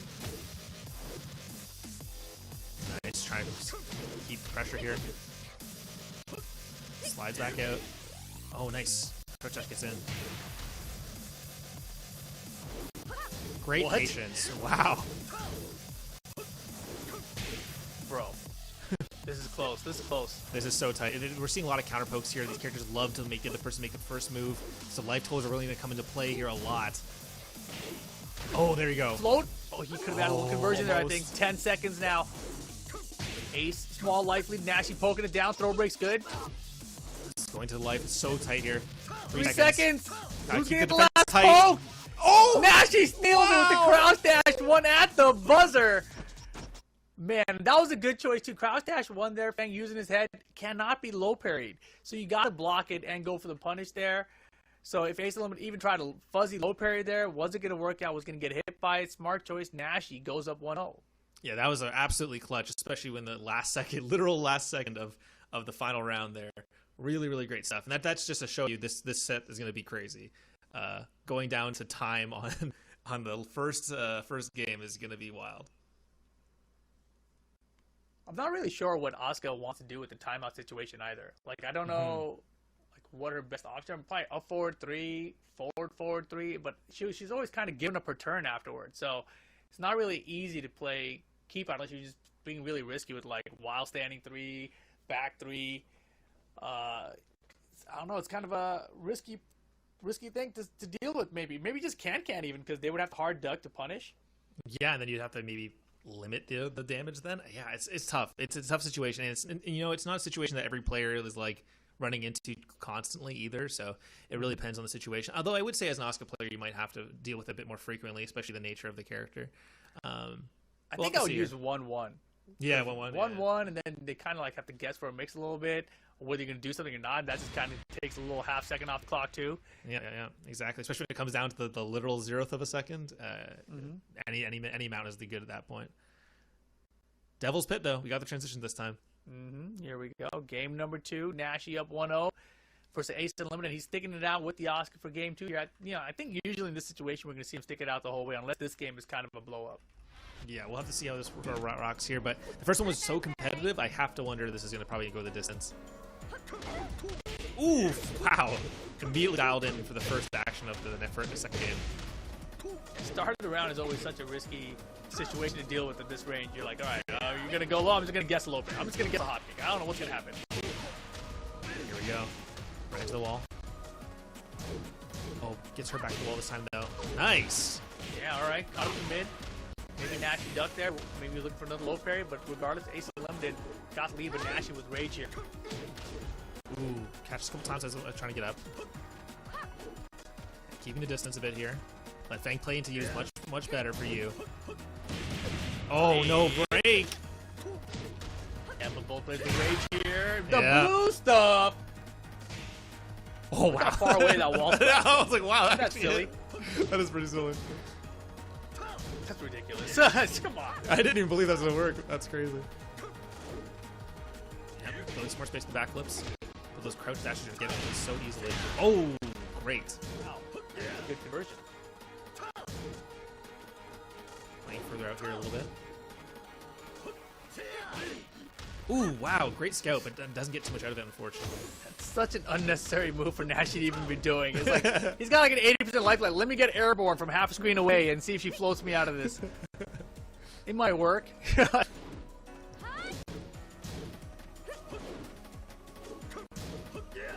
If I'm Nashi, I just play the clock here. Nice backhand post step. Yeah, 17 seconds. Yeah, this is so chill. Oh, goes in. Yeah, but nah. Yeah.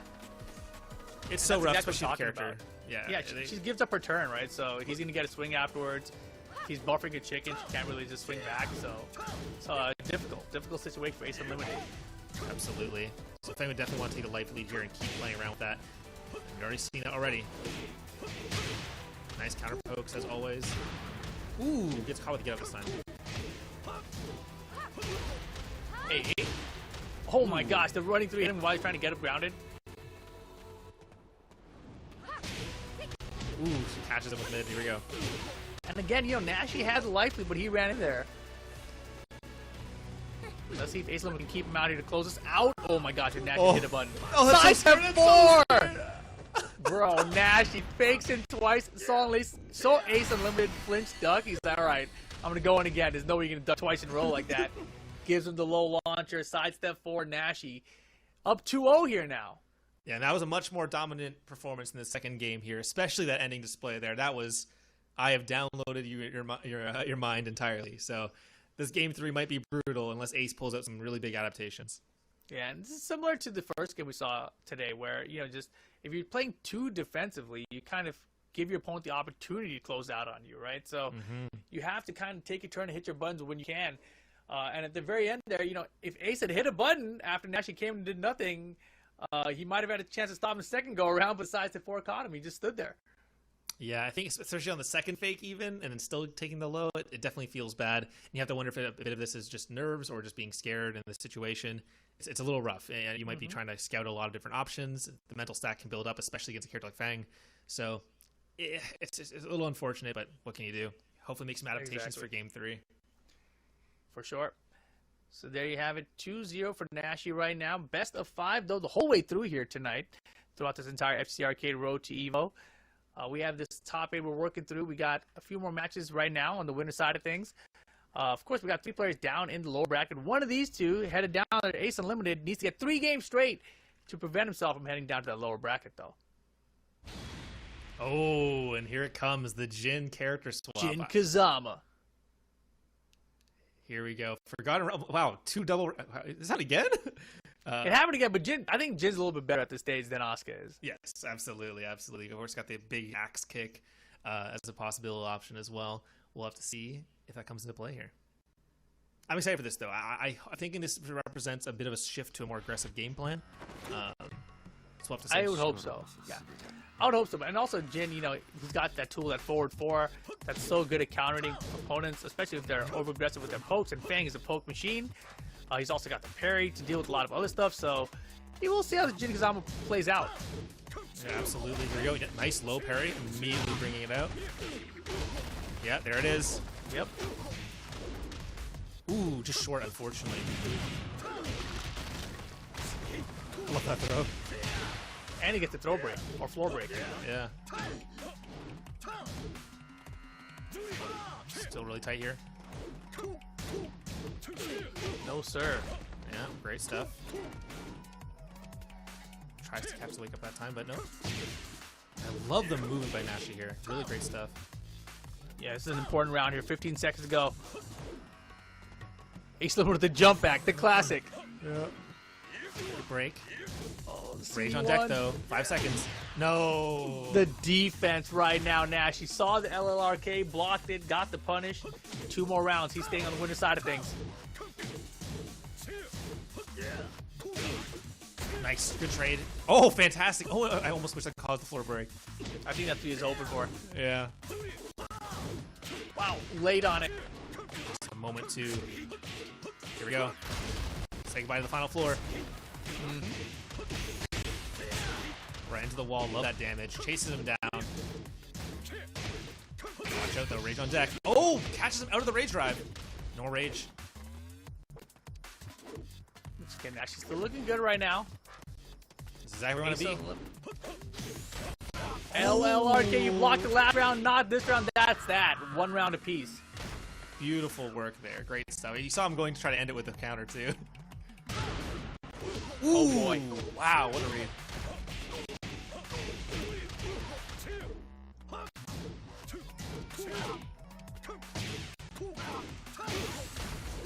Wow, there was a forward 4, but double trade. Yeah, cinematic right there. Here we go. Great track. Catch it low. Oh, beautiful. Yeah, nice back one, and now good position against the wall. Sized at 4. Oh my gosh, the Junkyard String Tiny Pixel. What do you do for the close? Down 4. Set point Nashi. Yeah, trying to live against Fang there is really difficult. Chance to come back, though. Great pokes back and forth here. Okay, he's calling out the jump back. He's like, I know you want to jump back. Just do it. He's in a chase it down immediately with their coach dash. Nice. Here we go. But this time, right on time.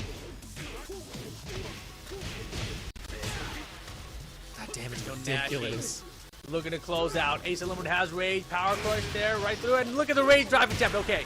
Ace Unlimited still in this. Not done yet. Still go either way here. The jump back was good. Full arcade denied. And Nashi 3-0 over Ace Unlimited. Stays on the winner side of things. Congratulations, Nashi. Nice clean sweep there.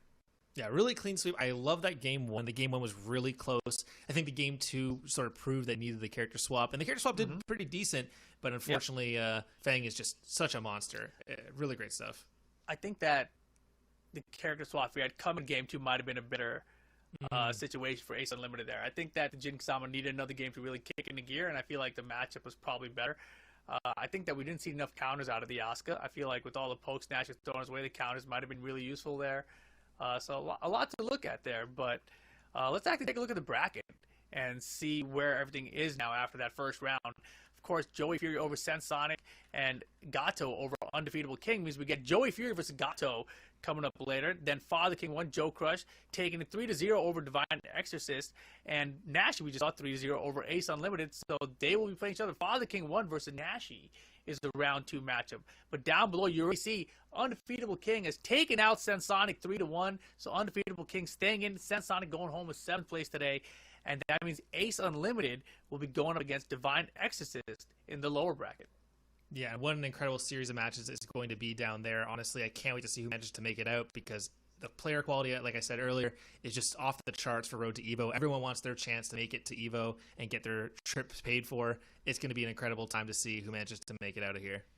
Exactly. If you guys are just tuning in, today's prize is, of course, an EVO hospitality package, flight, hotel, plus spend cash, tickets for day 1, 2, and the arena stage. Everything's included there, so that's a huge prize for whoever walks with first place today. 2nd through 8 all get cash prizes as well, so a lot on the line just for playing from home. PlayStation tournaments, compete.playstation.com if you guys are interested. But that is the first round. We are done with it, right? I think we're moving on to the second round now, so I do believe we're going to get Joey Fury returning to play in just a second. Yeah, against Gato, it's going to be an incredibly crazy match. These two obviously have a long and storied career, obviously playing plenty of both PlayStation tournaments as well as tournaments across the world already. Plenty of great stuff. We saw Joey Fury was on the Jack this time around, and we actually saw the Geese from Gato this time instead of the usual Master Raven and Kunimitsu. So could be some interesting matchups here for sure. Yeah, we'll see. I think that we'll probably get the Jack from Joey, but you never know with these guys. You really never know. I'm excited to see what we get out of them. Of course, top level competitors. I think that out of the 4 players we have on the winner side of things, Joey Fury and Joe Crush are kind of the 2 big names that we see at multiple big events. Joey, of course, coming off a top 8 finish at Combo Breaker. He's probably the favorite here, but Joe Crush, he wasn't even at that event, right? Gato, I'm not sure if he was at that event, so we'll see which characters they bring to the table here. And I feel like when you're either Joe Crush or Joey Fury, you're the ones with the targets on your back. Everyone's looking to take you out. They know you're a threat, but you don't know how much of a threat they are necessarily, right? So this is your moment to prove yourself in this kind of a spot. So this is where you want to be, I feel like, if you're Gato or Nashi. Yeah, and especially like what an incredible performance it would be to beat Joey Fury or Joe Crush, make it to grand finals, take your trip to EVO. Talk about momentum going into one of the biggest tournaments of the year. So it'd be an absolutely incredible story for sure. Exactly. So we're going to get the players loaded up into the lobby in just a second. Joey Fury looked very sharp today earlier with his Jack. So we haven't seen the Marduk yet. We haven't seen the Fangway yet. Gato, we saw with the Geese Howard earlier. Stuck it out the whole way through. Looked very good in that matchup. And look at this. Gato bringing up the Ganryu. And yes, Joey Fury switching to the Marduk. Here we go. I love it. I actually love these 2 characters. I see some really fun stuff between these two. Two very character specialist type characters. You'll see players who play these types of characters tend to have some really esoteric knowledge on these sort of matchups. So it should be a really interesting matchup to say the least. Yeah, very old school characters. Ganryu, not a character we see a lot of. This is a pretty interesting one. It's also a character that a lot of players seem to think is very, very good, but we still don't really see it in tournament, right? So this is an opportunity for that to be proven to us in a matchup in the tournament. Gato with the Ganryu, Joey Fury with the Marduk. Here we go. First match. Immediately getting snagged out a couple times. You love that low poke. Right to the wall. Nice break, but gets the side swap. Yeah, that's important here. And now back to the wall for Gatto. Gotta be careful, but finds the counter hit. Okay. Yeah, see the full power of the push here. Right to the other wall, coast to coast. No, okay, he's walking it out. Damn, that's just hella damage out here. Fair enough. Yeah, wow. And the scoop. Okay. Explodes. Damn. I like what I'm seeing so far, Gatto. Yeah, fantastic start there, Gatto. Nice. Getting his first offense started, but nice. Snags him out. Big belly. Pushes him in. Right to the corner. There you go. Combo there. That must be a Oh big my boy goodness. Combo. Yeah, what on earth is that? It's gotta be a combo for just big characters. Absolutely. Wow, good spacing, and I like the ground hits here too. Salt upper's blocked.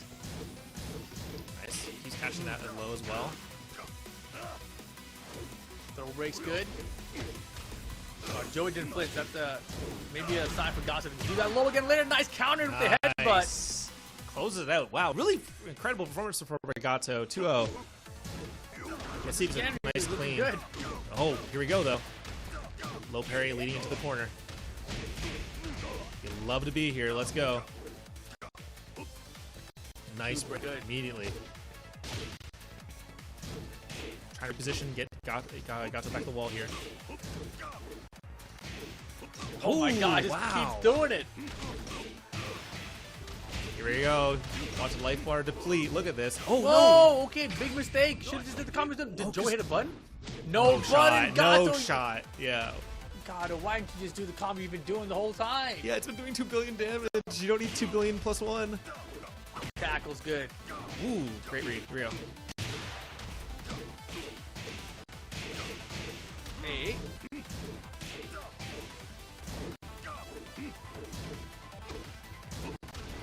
Holy moly. Nice.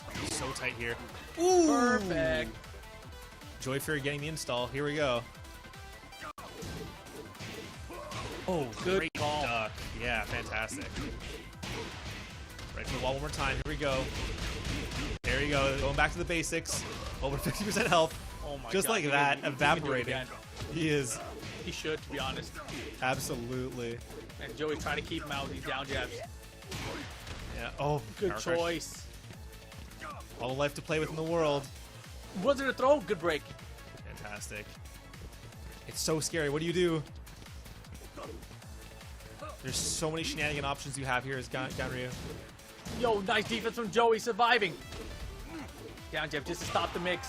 And there the down forward one man, Gatto stayed so solid there. Well played to close it out. Joey, he struggled to defend him, but it was very difficult, right? Any poke could have done it there. Ganryu's a solid down forward 3, which he didn't use the whole set. And also the down forward 1. He just stuck with the down forward 1 repeatedly there. And when Joey had one opportunity to stop the mix, he had the down jab, created space again, needed something big, but Gatto just did not give it to him. Yeah, that was absolutely incredible. And honestly, the amount of value Gatto got of every interaction was crazy. Every single launch ended up with over 50% combos. Like, really, really, really great stuff here. And I have to wonder if a character swap might come in just to perhaps not have to deal with that, if that is truly a large body exclusive, but we'll have to see. I mean, the thing is, Joey, he uses big body characters anyway, so whether he uses Jack or Marduk, I'm pretty sure the combo is going to work just the same. Yeah, in this situation, he brings out the Marduk. I don't know how he feels. Like, does he switch to the Jack here? Does he stick without the Marduk to give Marduk more warm-up time? Mm-hmm. That was very impressive, though, with the Ganryu. Yeah, it's actually honestly really, really great stuff. We were kind of skeptical at first seeing it, but clearly Gatto has something ready and prepared, so it's going to be really, really good here. That Ganryu was very unexpected to me. Like, we saw the Geese, we knew what that was capable of and what the game plan was, but his style of play with the Ganryu is much safer. So I think this is actually a better tournament character for him. Yeah, it might actually be perfect in that case, especially with how well it's doing and how well it's clearly been practiced. But here we go. The Claudio stage. We'll see how it Joey goes. sticking with Marduk. Didn't expect that either necessarily, but I do think that it's one of those situations where it's like, okay, it's just one game. It's a best of 5 situation. You have time to figure it out still. You could go either way here, I think, really. We'll see as we get into the game here. First game can always go so tough, especially first fight against new opponents online. Here we go. The Ganryu Doskoi. Let's see what happens. Down for the one into the low poke. Man. I love it. Yeah. And I hate it. Yeah, I love to hate it. And here we go, getting to the next match here. I think it's already going pretty much better for Joey Fury this time around. Already half the bar already gone from Gato. Nice. Great blocks. Feeling each other out here. Nice. Another great one. Yeah, that forward 1-2 is such a good punish from Yeah, Marnik. fantastic. 90% life there for Joey. Solid round. Yeah, really great defensive play here, too. Oh, wow, catches him slightly there. Nice, backdashes below there. You see him moving back a lot more against those. Oh, wow, that actually hit. Here we go. Clean. To the wall. Good guess. Yeah. But again, another big life lead here for Joey. Playing nice and safe. Great break. Wow, he double ducked. He could have got the launch of that throw. Oh my gosh, in the back, nothing. Turn around, Nice down jab. turn. Yeah, wow. Joey Fury turning it on defensively here. Nothing finding its mark yet. Oh my gosh. Dude. Hey, get him out of here. Down for one launcher. He'll lead him up, man. Wall. Great damage. Oh my goodness. Huge. I think he hit him early on the combo. We're back, and what do we do next? Big lead. Love to big see. lead. Oh, those lows are coming in clutch here. Ouch. Yep. Full standing. Joey finishes strings right here, testing his opponent, Gato. Solid defense, sidestep, down forward 2. Good combo to the wall carry here. Oh, He's dropping that combo. Yeah, I don't know what that's about. I thought it was maybe a wall, like angle of the wall situation, maybe. Who knows? Right into the wall. Nice. Power crush. Uh-oh. And okay, the combo doesn't work yet at all angles. I guess you're right. Yeah, sometimes those crazy damage combos sometimes are really specific. Nice. Good down forward 3. I mean, here we go. Final round. Nice comeback from Gato here in game 2. Yeah, a lot of stabilization here. Ooh, scouts it. Here we go. Single backdash, saw the whiff, down forward 1 for the launcher. Ooh, love that stomp. Still spacing each other out here. Huge lead for Joey. Oh, goes to the tackle, but gets repositioned into the wall. Could be brutal power crush. Here we go. Yes, exactly, Gato. This is where you want to be. Punished? No, he's late. Yep. Rage mode, Ganryu, fast, low rage drive. Got to be able to react to it. Both getting the escapes, but back to the wall. Nice! Stuff the rage drive. The down forward 2!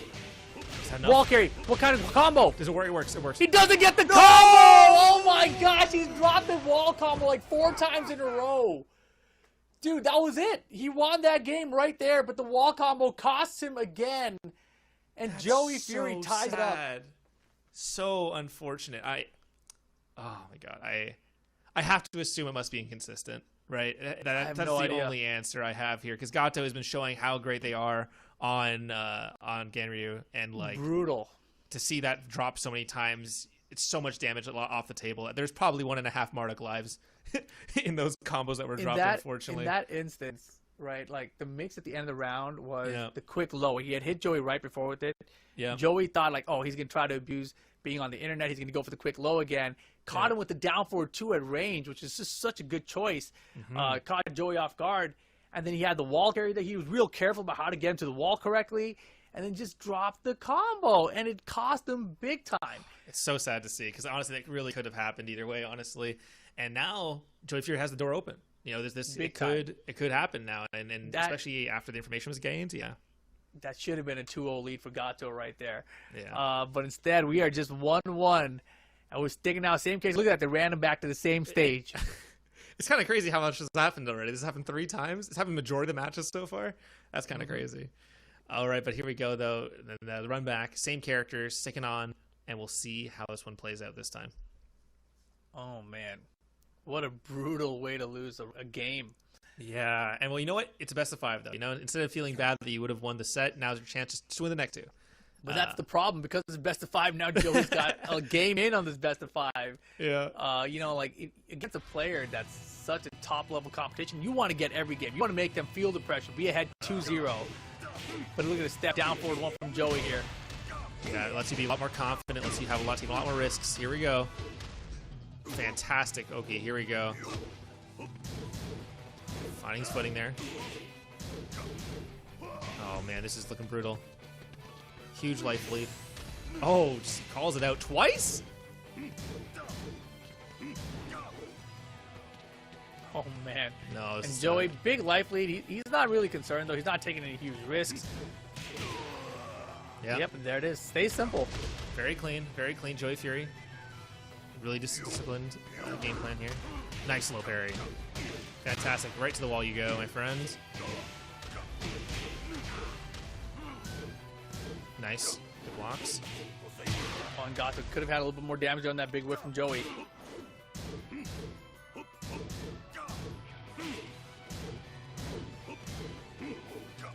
Oh, this ducks, but doesn't get the punch out of it. Here we go. Counter it. Here we go. Wall's right there. Love to see it. I love it. Oh! Uh-oh. Yeah, Joey Fury looks like he's installed. It's all over. All for one wall combo. Oh, yeah, hate to see it. Joey Fury playing really clean here. I love that pitch. You see that weight there? That was perfect. Joey had it. It didn't confirm, but it doesn't really matter. It has over 80% Pushed him over, yeah. And that's going to be that. That's Joey it. Fury, quick 3 rounds for game number 3, up 2-1. And that's the thing, you know, you had your moment. It was right there. Just one wall combo. And then you're up 2-0. Then he starts panicking. He's not playing clean. But now it was tied up 1-1. He came back in like, okay, I'm not behind in the set anymore. Let's just play a normal first to 2. I've been here a million times. Plays a totally normal game. No mistakes, really. And Joey Fury, 3 rounds straight. Yeah, especially with a tournament veteran like this, you need to take every chance you can get, and it just feels really unfortunate that that's sort of how it's boiling down to, because now you're seeing it. Joey Fury is walking into these matches completely unshaken, doing incredibly well, really solid, clean game plans. Gato might need to bring out something new, might have to bring out some new plans on this. It's hard to say for sure. Yeah, the pressure level, the pressure was totally off after that second game, essentially. So we will see what Gato decides to do here. We know he had the Geese Howard. He is the guy who made almost the 9-round comeback earlier, right? Yes, that's true. That's true. He had an 8-round comeback. He was on the verge of being set to loser bracket in his first round matchup, but 8 rounds later he was about to win, right? So he's not done till it's over. And now they ran to an infinite stage here, so we'll see how this helps him or hurts him. I mean, the good thing about this, you can't miss a wall combo on an infinite stage. I was about to say, you know, maybe you won't have to go for it, and therefore you won't have to worry about it. So maybe maybe things will be perfect now. Maybe this is the chance you need to get those crazy comebacks. And Gato is the guy to do it. We've seen it. So we'll have to see what happens right here. As the game begins. The camera's ready, folks. Winner's bracket life here for Gato. Man, that was brutal. I still can't believe that dropped. That was... Oh, it's so sad. I'm so... Yeah. It was a game ago even, and it's still living in my brain. Here we go. Great starter. Nice. Tries to make something happen there, but doesn't get the Oki. Good buttons back and forth here. Scoping each other out. Oh, Joyfer just walks up and just waits. Punished? Yes. Yep. Goes to the power crush, but gets punished right back. Good break. Lots of move back and forth here. Oh, no way! All right, here we go. Yep. Tap on it. Nice comeback. Yep, really great stuff. Joey was definitely behind it, but smart play overall. Yeah, he's been using the other throw the entire game, too. Here we go. Trade combos. You love them. Let's go. Yeah, huge. Get that Oki. Yep, big slam. Oh, no. Bro. That all started for that one trade combo, too. That's crazy, yeah. Oh, here, speaking of, though, trade combo, other favor. Gato, your chance. Make it count. Rage cash out here with the Rage Art. Not going to be anywhere near killing, though. They need one more mix at least. Yeah, but it could happen right here. Oh, tries to chase it down. Oh, no. Spring kick. You just gave it to him. You just gave it to him. And the key charge? Yo, Joey Fury feeling good about that one. Set point, Joey Fury. Gato didn't like the key charge. He's going to need like 6 rounds straight right now, Gato. Yeah, I believe it. Anyone can do it. Here we go, Gato. Fighting a literal mountain. Nice jab. Oh, crushed that low. But there we go. Exactly what we want to see here. No Yeah, you're going to duck and grab. damage. Unblockable. Okay, I like the attempt. Uh-oh, now you got to guess. Nice. Not Absolutely over. Not perfect. over. One Yeah, there round you go. down. 2 to go to stay in this winner's side. He's doing quite well, though, still so far. Playing a bit more confidently. Let's see what happens here. A little bit low. Oh, he's still Joey. All right, time to guess. Oh, they're so patient here. Oh, my no. gosh. Just That calls might it be out. enough with the mix I- after. Doesn't Yeah, even need one. It's doesn't Craig even Marduk. matter. 3-1 here. Joey Fury heading to the winner's final of the tournament with that victory. 3-1. Congratulations, Joey Fury. Gato not out just yet, but now in the top 5 position. We'll see how far Gato can make it. But Joey is chilling. He's getting closer and closer to the finals to have that shot at getting his Evo trip paid for. And this time did it with the Marduk. Yeah, and showing how versatile his roster is already. These two characters, obviously both big bodies, but both two very different styles of play, and doing really great on both. Although I still definitely want to see if that ends up happening, the Joey Fury versus Joe Crush, Jack Kamir. That'll be a really interesting one to see for sure, especially how different their styles are. Now that we know Joey's sitting there in the winner's final, he's going to get the winner of this next matchup, right? It's a good one either way, because on one hand, you have Joe Crush, right? So Joe Crush, Joey Fury, it's a classic matchup from the last few years. On the other hand, you get Nashi Joey Fury. And Nashi and Joey, they're kind of like trading partners. They're homies for sure, So they definitely have like years of experience against each other. I got to believe Joey has the edge there, but sometimes against your homies in this kind of a situation, you never know what happens. So either way, it's going to be fun. No, this is going to be a fantastic match either way. Like I was saying earlier, thanks to Road to Evo, this tournament, everyone's coming out. All the top players are here, especially North America for this North America set. Lots of great stuff. It's no matter which way the bracket swings, one way or another, the matches are going to be crazy. So I'm really excited for this one for sure. Exactly. Father King 1, a.k.a. Joe Crush, versus Nashi is going to be our next match here. It's round 2 winner side. Of course, the winner of this gets top 3 in the tournament. Top 3 means you got a minimum of $100, right? So that's like the best place to be, essentially.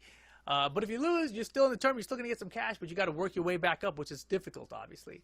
And that's the position now that we see our Gato in, basically, with the Ganryu and the Geese Howard. So we'll see this next one, though. Joe Crush, Father King 1. He's got the Geese. He's got the Jack. We saw the Jack last time. Nashi with the Fang. And I don't think Nashi has another character. I think it's going to be Fang 100%. It'd just be Fang no matter what. Yeah. So I think it's a good character choice, too. Like, this is going to be pretty fun. I haven't seen these two play each other, so I'm real curious about it because, obviously Nashi has the Jack experience from Joey, right? So is Father King 1 going to be like, all right, well, I'm not going to even test that. I'm just going to go straight to the Geese here, or is he just in a Jack mode? Yeah, and I think the one thing to note, especially we were touching on it earlier too, is that Joe Crush and Joey Fury's Jacks are miles apart. Knowing how Joey Fury plays your Jack is going to be quite a bit different. You might know the standard answers to the standard Jack hammer and so on, but Joe Crush, he's willing to throw out the crazy moves, and I'm willing to bet Joey Fury hasn't been doing that all the time. So we'll have to see. Definitely true. Definitely true. Chad thinks Joe Crush seems all in on Jack. I mean, honestly, if you're a Jack player, and you have either dropped the character in the past couple years or you're still playing the character, if you saw the Tekken 8 trailer for Jack, you're back on Jack. I think that's how it goes. I mean, I can tell you from personal experience playing that character in the closed alpha tests, he was easily stood out as one of the most fun characters. And it was strange because I've tried Jack in the past. I thought he was a very simple, straightforward character. But in Tekken 8, he's got like this flavor to him because he's got the stance now, right? Yeah. And it just kind of opens everything else up, which is so much more fun. So he's a much more well-rounded character, in my opinion, than he's ever been in the past. A lot more fun than he's ever been in the past. So it's good times ahead for Jack players for sure. Yeah, absolutely. And I was talking to Joe Crush last time we were commenting together, and he was saying basically specifically as soon as he saw Jack in that new trailer, and he's like, I need to go in, and that's what he's been seeing in every single one of these PlayStation tournaments. He's been doing incredibly well, often winning them, all in the back of Jack. So we'll have to see if that ends up happening here. I can't imagine. The only other choice is, of course, Geese, and maybe that happens in this matchup because I don't even know who has the edge in Fang versus Jack. Fang versus Jack it's a decent matchup, I think, for Fang too. I mean, the thing about Fang is he doesn't really have a bad matchup. You know, it's I think if there is a bad matchup, it might be like Zafina or Kunimitsu just because their backdash is so big. Maybe Elisa, because she's also kind of a poke machine. She's also got really good movement. So other than that, you know, I think that Jack's he's got the range at least to help kind of keep Fang in check with the standing two, as down forward one goes pretty far too. So you can kind of play the range game to control what kind of pokes he can use on you. But when Fang's in your face, like Jack's options get a little bit more limited, right? He can only keep you off like forward two. It's not the best option, so it might get smothered a little bit. We'll see how they play the matchup. Yeah, this is something that I think is really going to come down to player play style at this point, especially with how the two players sort of navigate the matchup in terms of what their typical roles end up being versus what ends up happening in this situation entirely. Nashi, obviously, insanely well-versed tournament player. Maybe the wild Jack plays or something he's experienced in other players before too. Who knows? There's a lot of big question marks going into this match, and I think it's going to be interesting to see how this shapes up for the upper final. Oh yeah, this is going to be very, very fun here. Obviously, you know, we saw the bracket here. We thought this is one of the more stacked NA tournaments I've ever seen in Tekken 7 for PlayStation tournaments. You know, thank you guys all for joining and participating in here. Obviously, a lot on the line with this Evil Hospitality package for first place, but it's only for first place, right? So only one of these 8 players will be walking away with that one. Well, of course, we had a lot more than 8 players that even entered this tournament, right? Everyone had to go through the qualifiers to even get to this point. So, you know, shout out to all you guys. And, of course, the PlayStation tournaments aren't going anywhere, right? So compete.playstation.com. Go get signed up. Check out all the games out there, guys. But we are getting these players invited into this lobby right now, trying to get into this matchup here. And it's going to be a fun one. I'm really curious if we get the Geese Howard, though, because I think it would be the smarter choice, but I don't think Joe Crush necessarily feels like he even needs it. You know, I think that he feels his Jack is probably plenty by itself. Yeah, I think especially when it comes down to the comfortability, especially with playing in a tournament so much frequently, I think maybe Jack is just more polished, more ready, more able to handle these sort of situations. At the end of the day, we'll have to see what ends up coming out of it, obviously. But I'm really excited for a possibility of a Jack Fang because this is a matchup I don't see too frequently. Yeah, I'm trying to think of the last time I saw it, like between like notable players at least. I can't think of one, but I think the more interesting thing to me about the matchup is just that Nashi is a Fang main through and through, right? Like he has played against every character at this point with his Fang, so no character that comes his way he can be like unfamiliar with it against his Fang specifically, right? So I feel like if you go against some other characters, like not to name names, but there's a lot of new players who pick up Fang recently. You know, some of them probably using a character like Dragonov or something in the past, right? And then they're like, all right, I'm going to try out this Fang character now, see how far I get in tournament. You throw a different character at them with that Fang, they might not be as prepared for it. But, you know, Nashi, he's got the experience no matter what the character is.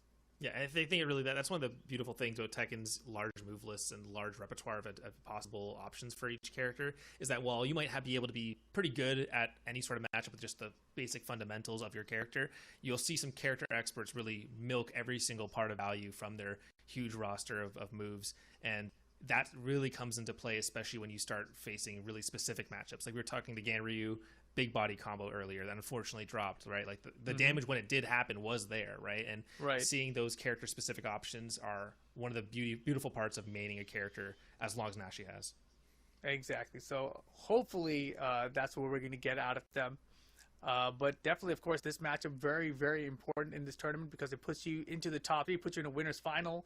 You know, if you want the best odds of winning a tournament, you got to win from the winner's final side of things so you can get to the winner's side of grand finals. That's the best way to do it. Battling your way through losers, you got to play an extra matchup. So you got another opponent you got to go through. Plus, then you got to get a reset when you get to the winner's grand final. You know, like it's a problem. So staying on the winner's side here, very, very important for both of these guys. Yeah, especially with best of 5s all the way through. Like, you're going to be playing a lot of Tekken tonight. And if you get to losers, you'll be going on a hell of a run. So when it comes to endurance, it comes to nerves, it comes to like mind games, there's certain stamina. Like all these players are fantastic tournament veterans, of course, but I'm sure many of them would say that they're much better on their first, second, third game of the day than they are their 15th, you know, so we'll have to see how things go. Yeah, that's a great point. You know, tournament stamina, definitely something that people don't really consider when they're just kind of watching tournaments. But as a player, you know, the longer your day's going, if you're not staying hydrated, you're not like having little snacks throughout or something, like by, you know, match 15 or something, especially best of 5 all the way, you start feeling it, you know. You're not playing to your peak potential.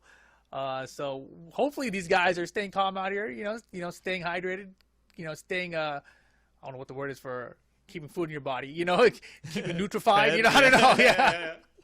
Yeah.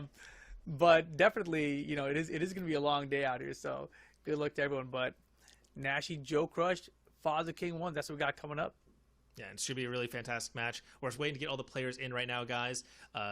Everyone, once they're in, we'll get the matches started straight away. It should be a good one, so stick around. We're going to be going through it in just a moment here as they get it all sort of squared away inside the lobby. Exactly. If you guys want to just hang out, you know, and talk to other players, etc., maybe hit up the PlayStation Discord. You know, it's another place we can hang out, or even watch this broadcast live. That's where they're being streamed. You guys are watching on YouTube. There's also that new channel out there, PlayStation Events. Make sure you go and subscribe to that YouTube channel. That's a new one for all things esports for PlayStation in the future. So if you guys are just following on youtube.com/PlayStation or watching it live there, make sure you go and give the PlayStation Events channel a follow as well. Yeah, and there's been already some great content pieces already sort of detailing like what characters you should play, some different fighting game fundamentals and stuff already. So if you're looking and getting interested in fighting games, especially with the new like golden age of fighting games coming up, like this is your time to get subscribed, your time to start doing your research, looking into things. There's a lot to start, but trust me, it's easier and easier and easier. You just need to take the first step and you'll be well underway. And, you know, specifically, you know, that golden age of fighting games coming up, what is the one that you're looking forward to the most? Yeah, you know what? Obviously, a little biased to say Tekken 8 right now, but Street Fighter 6 has now been out for a couple weeks, and it's crazy to me that they have developed a game where every character is a character I'm excited to play. Normally in Street Fighter, I got like my grappler, I got my 1 or 2 like fun Shotos, but in Street Fighter 6, I've played just about everyone on the roster for a couple hours each, and I'm still excited to play more. It's a really great experience, and obviously I haven't had the privilege of really playing T8 or Mortal Kombat 1 yet, but as soon as I can get my hands on them, they look fantastic as well. How about yourself?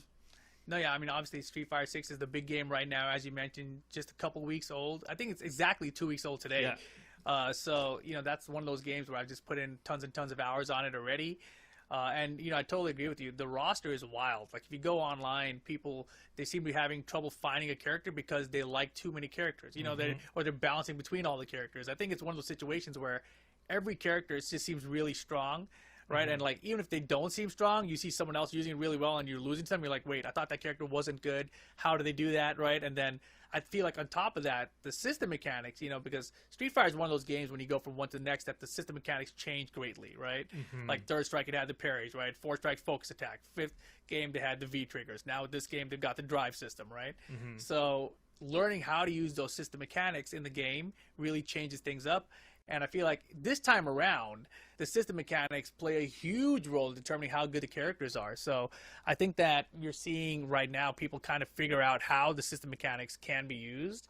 And I think Drive Rush and seeing which characters really excel with it are really setting the stage for who will be the top tiers in that game. Exactly. But here we go. We got it. Father King 1 with the Jack. Nashi with the Fang. And they're going to Howard Estate. Yeah, here we go. We got the infinite walls here, the 4 walls, I believe. Should be a fun time. I'm not sure if either of them can use this particularly well, but if anyone has crazy combos, I know it's Joe Crush. I've seen plenty of clip of him doing crazy stuff, so we'll have to see what ends up happening on this very, very funny stage. Yeah, I mean, the thing is, Joe Crush, he picks the stage anyway, so I've got to feel like he's like the home court advantage. Game on. Exactly. Getting that random feels pretty great in this situation. Both players walking in. Let's see what happens. Nice trade. We love to see these trade combos. He keeps going for 2. Oh, no, right into the wall. Bro, absolutely terrible. Look at this. Oh, no! Uncharacteristic drop from Joe Crush there, unfortunately. Nashi pushing back to center stage. Nice duck. Fantastic. This time? No, just still a little short. That's fine, though. Drive Rush buys some space. Doesn't even flinch from that crouch dash. Back and throw mix up. Nice. Look at that. work. Nashi stealing the round back. That was a really great choice there. Noticing that Joe Crush wasn't pressing any buttons, going for that throw instead, hoping to catch him out, and he did. Space here one more time. Nice interrupts. Here we go. Ooh, Oh, brutal. smart. Not much damage though. Nice duck launch from Joe Crush. Wall's right here. Oh, not the perfect angle though to get started. I don't think Joe knew it was right there. Yeah, it's a little awkward. Beautiful Oh, but this step. time though, that's what you want to see. Boom. 1-2. That's it. Exactly what you want to see. Optimized damage. Big hands. And goodbye. Got him. All right, one round apiece. Looking great so far for both players. Oh, immediate debug. Just throwing it out there. Oh my Wow, gosh, just heat swinging. seeking. Yeah. Right to the wall. Great damage. Fantastic work here. Could be a perfect start. Oh, nope. Gets the start. Wow. Nash used his tempo back and was really good. Side step 4. Ooh, side step down 4-3. And There he oh, the goes. backswing blow to get the wall break. Here we go. Do we go for the balcony? I think we do. You Yes, sir. We're absolutely outside. do. Oh, it's so close, though. Next touch. Joe Crush knows it, playing safe outside the range. Has all the time in the world on his side here. Oh, floats, but doesn't get anything out of it. Oh, Wow, there's the no Hail Mary, punish. both sides. And Oh my Joe God. smart stuff ducks underneath the back to throw attempt. He wasn't going to try to guess again. Yeah, absolutely crazy stuff there. Great work. Oh, snipes again. Wow, Joe Crush is finding these hooks really easily. Hey. Half-life gone. Oh, boy, that might be no. it. Give me this. Perfect. Wow. Absolutely brutal final round there. Taking the first game in an absolutely crazy final match there. But honestly, that was just like 2 guesses. I think Nash can definitely bring this around. That was still very competitive. Oh, yeah, for sure. I mean, he had a couple of good rounds there. Mm-hmm. But it felt like Joe kind of has a read on when Nashi wants to attack because he's finding a lot of down forward twos. Not just down forward two, but also sidestep down forward two. He's calling out the highs and he's doing the wall stand and 1 launchers. You know, Nashi, he was trying to force back turn mix. Joe caught on to that really quickly. So it's like right now Joe Crush is 1 step ahead, right? Nashi just needs to adjust and reevaluate the game plan a little bit. But definitely capable here. And we had some slight missed punishes that kind of cost him, but he was able to close out the round anyway, so he's got to clean up a little bit of those things. But I think Nash can get this done. He just needs to stay focused.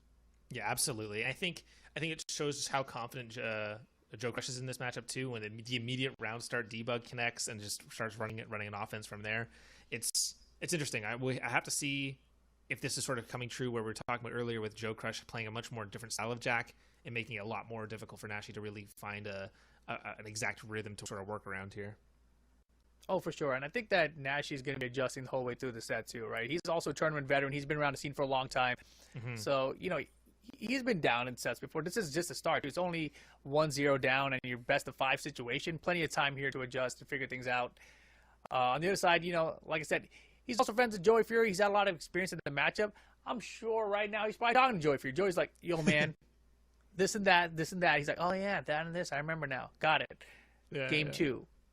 And I think it should be a really competitive game too here. Oh, especially in a best of 5, you see a lot of players take the first game as a sort of moment just to sort of feel each other's options, see what they like to go for, see what ends up happening. Especially with a character like Fang, I feel like you're going to find a lot of really great answers if you've been studying your opponent throughout their first match, win or lose. Yeah, for sure. I mean, right now, nothing's really wrong. It just, you know, a couple of decisions. Joe has some really good defense. I didn't see anything like major.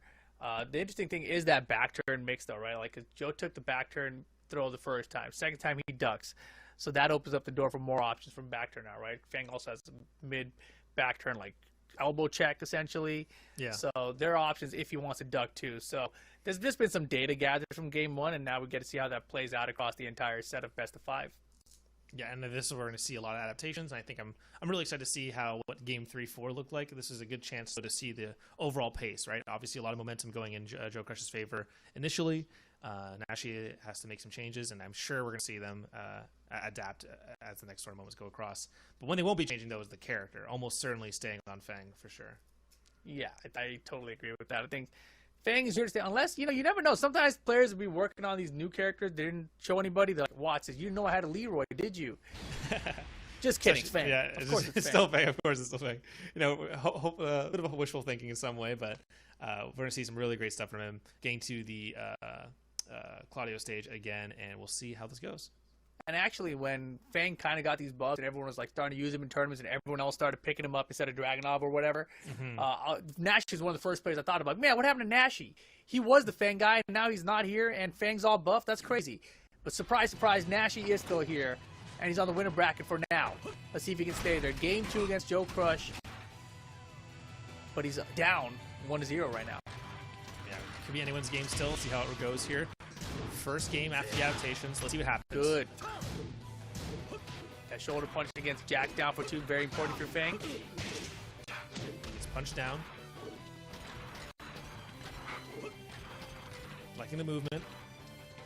I would love to see. Oh my god! Wow, just calls it out immediately. Windmill, I'm ready to hop kick those.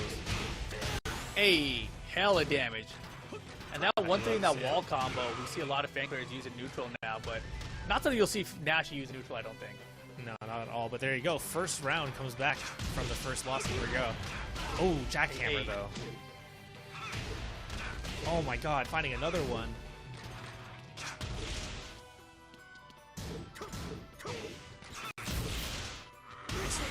Oh boy. Debug. Joe Crush not willing to let him take momentum back, but here we go.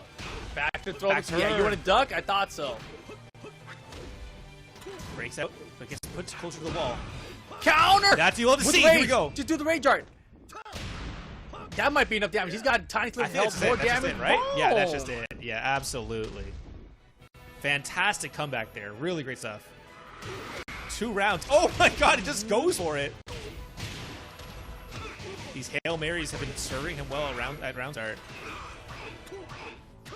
Launcher of his own. This time going towards the balcony could be enough. Yep, that's it. Here we go. Lower level combo. Gets a bit of try to do a big mix there. Good job for 2. Yeah, wall's gonna be right behind this too. Round's not done yet, but it's one mix. Yeah, there it is. There it is. Takes the round. Not dead yet. Round 4. Here we go. Oh, immediate into the boot. Let's go. Nice. Answer into the check again. Ooh, no, another trade combo so hugely in Joe Crush's favor here, too. Look at this, right into the wall. Hey. Gets the full damage. Mixed. Oh, come my on. God. All day, One all trade. day.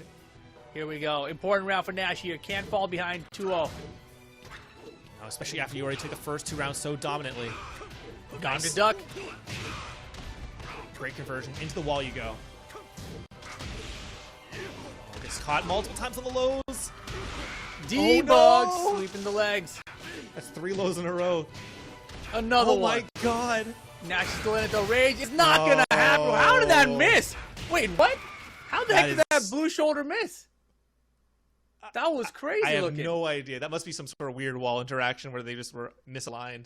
At first, I thought there was a power crush that absorbed it, but I don't think there was a power crush. No. No, the life. I don't think the life went down at all. Yeah, no, I think that was just straight up, just clean break. Weird. That was I don't think I've ever seen that move. That move hit me in situations where I don't even believe I've seen the same post. Was it a power crush? Chat says maybe it was a power crush. Maybe. Okay. So that makes more sense. That was crazy. Yeah. Anyway, absolutely. Joe Crush 2-0 here. Nashi was looking good for a moment. Yeah, the first 2 rounds felt really good. Especially that round two felt super clutch. But unfortunately, Joe Crush, mid-set adaptations, started throwing out those wild haymakers, and then just each one found its mark. And yeah, it's a little scary to say the least. Man, Power Crush versus Fang's Rage Drive. Like, I'm curious if that was an intentional choice there. Because if so, that might be actually a really good choice. And in Tekken 8's design, they've it seems like they've kind of sped up or made Power Crushes safer in a lot of instances. So I feel like maybe that's kind of the direction they want the game to go. So that's another thing to look for during the closed network test, just to see if, throwing out Power Crush in these kind of situations are the answer. Yeah, especially in such a scramble situation like that, where it's just like life bars are laying lower, people need to start choosing really big options. We're staying on the final characters, Violet Systems. Could go in either way still. but Joe Crush walking in pretty strong. Father King 1. Looking for win 400. Now I was going to say 100. Looking for win 400. He's at 399 right now. Wow. He's catching up to Nashi. Here we go. Ooh, patient for first this time. One, I don't think so. Back kick step. One kick in your face. No way, bro. Great aggression here. Fantastic. Back one. Uh-oh. Oh, that was scary. Yeah, but look at the position. This is terrible for Nashi. Yeah. Bounce! He's dead. Yeah, you're so dead. Yeah, goodbye. Yeah, that little step too. If you go back and you watch that round again, you'll see Joe Crush did a big side step just to make sure he had Nashi's back flush to the wall there. And again, side step right down for 2. That's twice in the same step that he's done exactly that. Oh, wow, it hits that. Hit it there too. 1, let's go. He's fishing for it. Nice. Back turn mix. Oh, I love that patience. Trying to bait out something, but no button comes out. More poke. Oh, just Hail Mary. No way he's pressing a button. Yeah, that's it. Yeah, Fang got that nice long range forward 3. Good punish from Nashi on the board here in game 3. Oh, catches the back turn. Oh, not another trade combo. Here we go again. I smell a debug. No need. Dude right now. There oh it my is, god. yeah. Yeah, the power crush ended the round again. Forward, forward, 4. Yeah, there it is. Ooh, wow. I think he started to catch on the moving backwards there. Start of the round, down, forward 2. And it is set point right now for Father King 1. Nice. Raise roof. Here we go.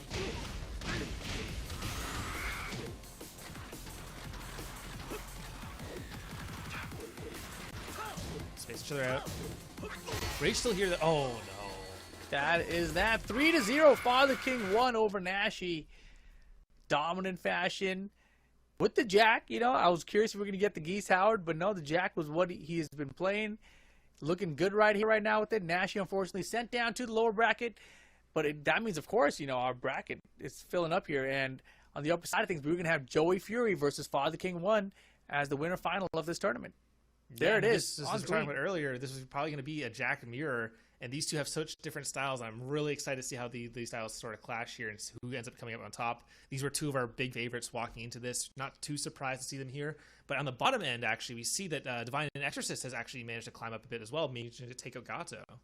Exactly. So congrats to Divine Exorcist popping into our top 4 right now.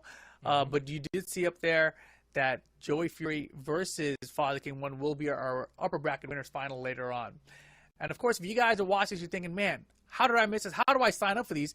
Compete.playstation.com. That's where you want to go. Sign up and get involved. There's a bunch of games out there, right? FGC games. You've got Tekken, Dragon Ball Fighters, Guilty Gear Strive. You got Mortal Kombat 11. Then there's non-FGC games, right? They got shooter games, Call of Duty, Rainbow Six, Apex Legends, plus sports games, NBA 2K, FIFA, etc. So make sure you head on over there, compete.playstation.com, sign up, and get involved.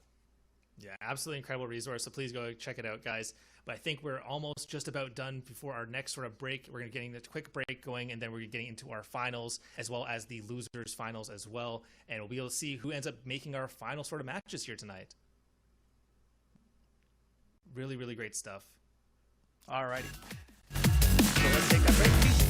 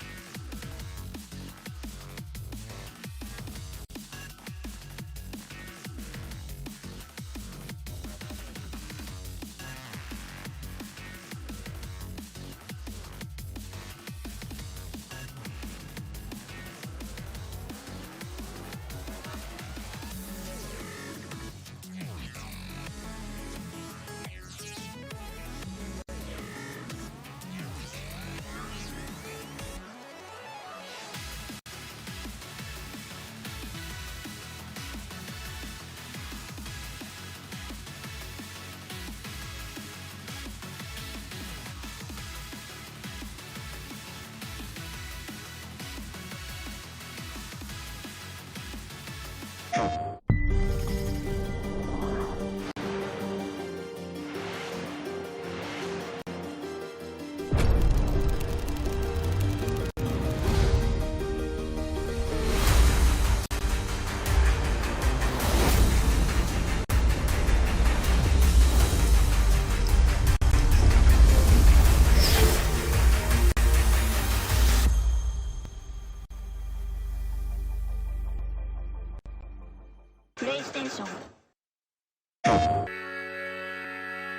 Gaming is defined by moments.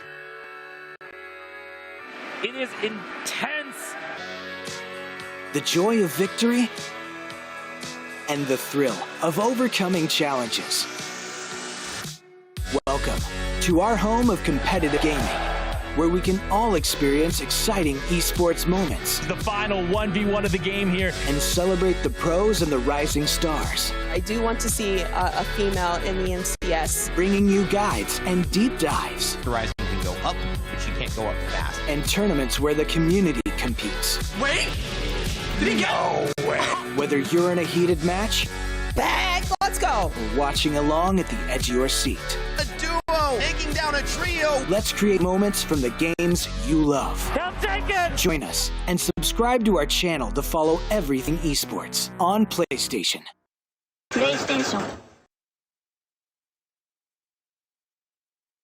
Hey everyone, and welcome back to the PlayStation Tournament's Road to Evo. I am the Skilled Roy, joined here today by Rip. Rip, how you been enjoying the matches so far tonight? Dude, it's been great, of course. You know, we've got some high-level competition, some top-level Tekken talent out here for the FGC Arcade Road to Evo. Of course, these guys battling for that Evo hospitality package. Some of these going to Evo, all things paid, flight, hotel, spending cash, tickets for the arena, etc. Perfect. Yeah, absolutely. Everything is your chance to come up from the open qualifiers, get a ticket right there, and have your chance to prove yourself at one of the biggest fighting game tournaments in the world. Absolutely incredible story it could be for anyone at home right now. Exactly. If you guys were just watching those commercials right beforehand, you already saw there's a new spot on YouTube to watch your favorite PlayStation tournaments. Make sure you guys check out PlayStation Esports on YouTube. That is the new channel for all things esports. If you guys are watching right now on the PlayStation channel there, you can also watch it at PlayStation Esports right now, especially in the future. So head on over to youtube.com/@PlayStation Esports, drop subscribe, and turn on those notifications. Yeah, absolutely great resource to check things out. But of course, for those of you who are just tuning in, let's take a look at how the bracket has been progressing so far, what matches have sort of happened so far, and who's been taking what victories. Right off the bat, we had an incredible series for the first round, but as we got to the second, it was Joey Fury versus Gato for a 3-1. Then we had Father King 1, aka Joe Crush, versus Nashi 3-0. And then just recently, we saw that Divine Exorcist was pushing it up through lower bracket with 3-1 against Gato. Exactly. So Divine X is sitting there waiting for either Nash or Undefeatable King to join him in the top four. But coming up next, we do have our upper bracket final. Joey Fury going up against Father King 1, a.k.a. Joe Crush. You know, that's his name. It's funny, like, I have to say it like that because in the commercial, if you were watching there, it shows his face. It says Joe Crush at the bottom, and he switches his name to something else. Like, dude, people already know you as this thing. You're in a video. But, you know, hey, whatever you want, man. Father King 1 in here against Joey Fury, going to be our next matchup. Of course, these are the two favorites in this bracket. We kind of expect them to make it out here if everything went according to plan, essentially, and here they are, showing that they are the skill players that we've talked them up to be, essentially, and proven themselves to be. But this should be a good one. I'm not really sure which way it's going to go. Best of 5 situation to stay on the winner side of things.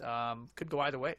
Yeah, and I think especially when it comes down to what could possibly be a Jack mirror, it's a really interesting situation because both players play the characters so differently that it'll be an interesting experiment to see, and across a best of 5, what will end up winning out in terms of stylization, you know, and what ends up having to be, what adjustments have to be made according to that. The interesting thing here is that I feel like when I used to watch Joe Crush versus Anakin, Joe Crush would pick the Jack for the mirror match. He wanted to play and beat him in the mirror match. I don't know if Joey Fury feels the same way. You know, like, I think that he might be one of those guys like, nah, I'm not running no mirror match. Heck no, I'm going to run a Marduk on you. I'm going to run something else. Maybe it'll be a Gigas or a Fang. I don't know. I mean, we just also saw, you know, Father King 1. I was going to say, we just saw Father King 1 take out Joey's homie, Nashi, with the Fang. So maybe he'll run it back with the Fang. That's literally what I was going to say. And here he is with the Fang. Oh, my goodness. This is amazing. All right, let's see what he does here. Whatever the opposite of a commentator curse was, that was fantastic. Here we go. Into Infinite Azure, though, this is an interesting sort of situation here, especially for Feng, getting a lot more space to work with here. Chokro says he'll switch his name back after this. Sounds good, sounds good. Hey. Nice. Some great options here already. Much different style already from the Fangs, too. I love that the Tekken, you can see the play styles of each player, even on the same character. A lot less crouch stashes, a lot more standing the ground, but pushing a lot more offense, too. Down oh, back there you go. Hit. Yeah, that's something that Nashi wasn't really using. Down back 3, such a good buff for Feng. Is counter it now, extra damage on it. Ooh, I like that. That's a mix-up because there's a string that ends with that same hit, but he did it separately. Yeah, fantastic stuff there. Ooh, instant trade. Oh, it doesn't get the trade combo this time. Plant the seeds. Damn, the patience there, Joey. Just staring him down. Ooh, I see what he's looking for now. Ooh, wow, he didn't confirm. That's hard to confirm. Absolutely. Shoulder pull. Let's go. Great side step to dodge initial. Did duck behind that time. Expected to come out, I think. Wow, he is fishing real hard. Oh my goodness, that's disgusting. Absolutely crazy reach there. Here we go. Oh, went for a back turn mix up, but nothing came out of it this time. Rage mode now, Father King 1. Oh, grabs twice. Nice defense from Joey. And stuffs the down for 2 with Fang's headbutt. Such a good round ender. Yeah, great stuff of Joey Fury there. Fantastic work. Oh, tries to climb up, but doesn't get anything out of it. Their headbutt pressure, dude. Yeah, I love how he's playing Fang. It's so pressure focused and comparatively to the evasiveness we saw earlier.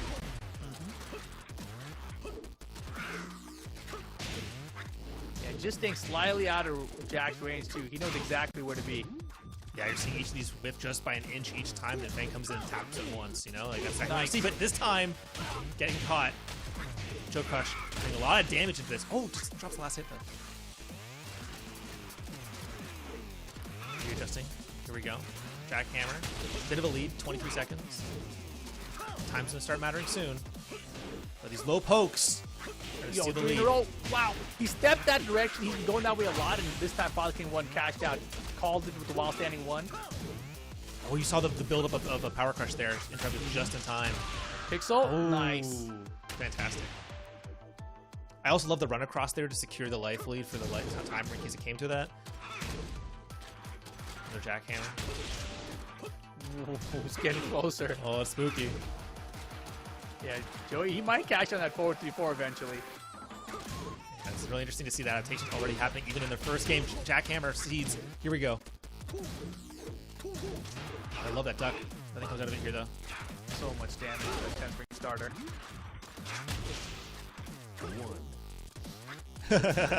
He's looking for it. Yeah, a little scary. Good check right now. Joker, no punish on the hop kick. He was thinking about other stuff probably. Mental stack. Yeah. Big punch. Big life lead though. Oh. Hammer again. Oh, there it is. He catches it this time with the whiff. Is it enough damage with Rage? The one hit into Rage Art? It's close. I think it's enough. I think it's enough. It's oh not my enough. God, literally 1 health. No, Down there 4. No fear. Joey Fury runs up in quick low to seal the deal on the first game. See, Nash, you just had to do that. That's how you get 1 game against Joe Crush with Fang. Just like that. Yeah, a lot of really great pressure this time around. Fang was much more up in the face, and is weaving right outside of the swing range of most of Jack's attacks. And instead of going for the more evasive style, it felt like more of a pressure focused style with a lot of the headbutts, especially that we saw. Yeah, I mean, Joey definitely with his offense too goes in with a lot more lows than Nash was going in with. So you saw like he had one sequence, I think, down back 3, full crouch, down forward 2. You know, it's so effective. Because of the range of Fang, right? Like, you don't really know when you want to duck. Especially the range that down back 3 can hit you at is so far away that usually you don't want to duck there, right? But Fang kind of forces you to sometimes if you want to punish that down back 3 because it's like, it's launch punishable. If I get the block on it, that's fantastic. But then it kind of opens up the door for everything else. And the other weird thing about Joey's Fang specifically is he was using forward 3 a lot. Like, Fang players, they will use that as a long-range whiff punisher. But Joey was kind of testing it a lot. And the weirder part about it was that it would whiff a lot, but it was kind of like a setup. Like, he first hit, since it's a two-hit string, right? First hit whiffs, and then you're kind of waiting for the second hit, and then he uses that time that you're waiting to put you into another mix. So that one time he caught him, it was like forward 3 into down forward 3. It was a weird sequence that almost looks like a string because of the hesitation that it puts into the other player, even on a whiff. So that was really neat. But then, of course, by the end of the game, he actually cashed in because he did 4-3 by itself, and then he sidestepped left, saw the whiff, and then cashed in with 4-3-4 as a whiff punish, right? And that was the only time he cashed in the entire game, even though he threw it out probably like 10 times. So that was really well played and really interesting. That's not something I see from a lot of Fang players. Yeah, it sort of shows just how much mastery goes into this matchup as well. Really great stuff. Still sticking on it, of course. It did fantastic the first time. Going to jungle outpost 2 this time. We'll have to sort of see if it manages to happen again, because that was seemed pretty dominant, especially with the last couple rounds there too. Yeah, and both these characters can be really good with walls. Jack can be super impressive. We saw how well Joe Crush used it against Nashi. Let's see what happens here. Game 2, Father King 1 versus Joey Fury. Yeah, combo low again.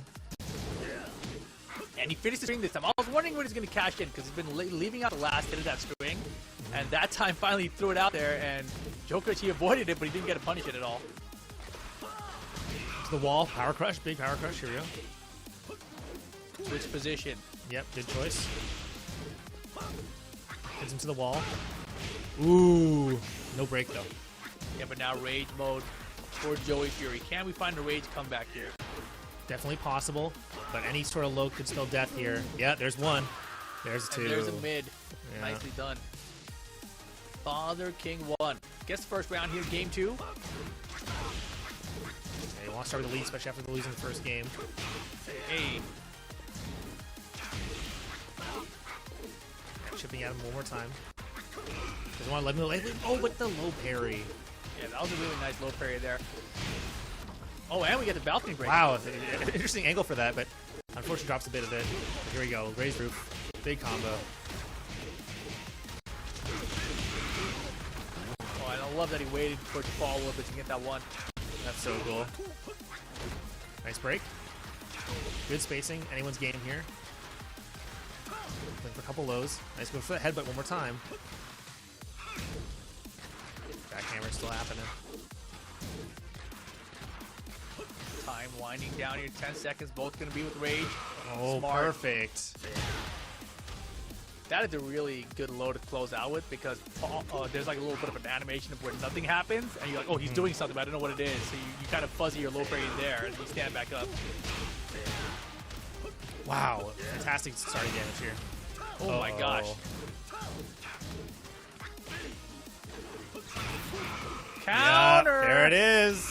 Jeez Louise. That counter hit down back 3. Why did they give that to him? Good Oh, block. there you go. Caught it this No time. launcher, though. He should have launched.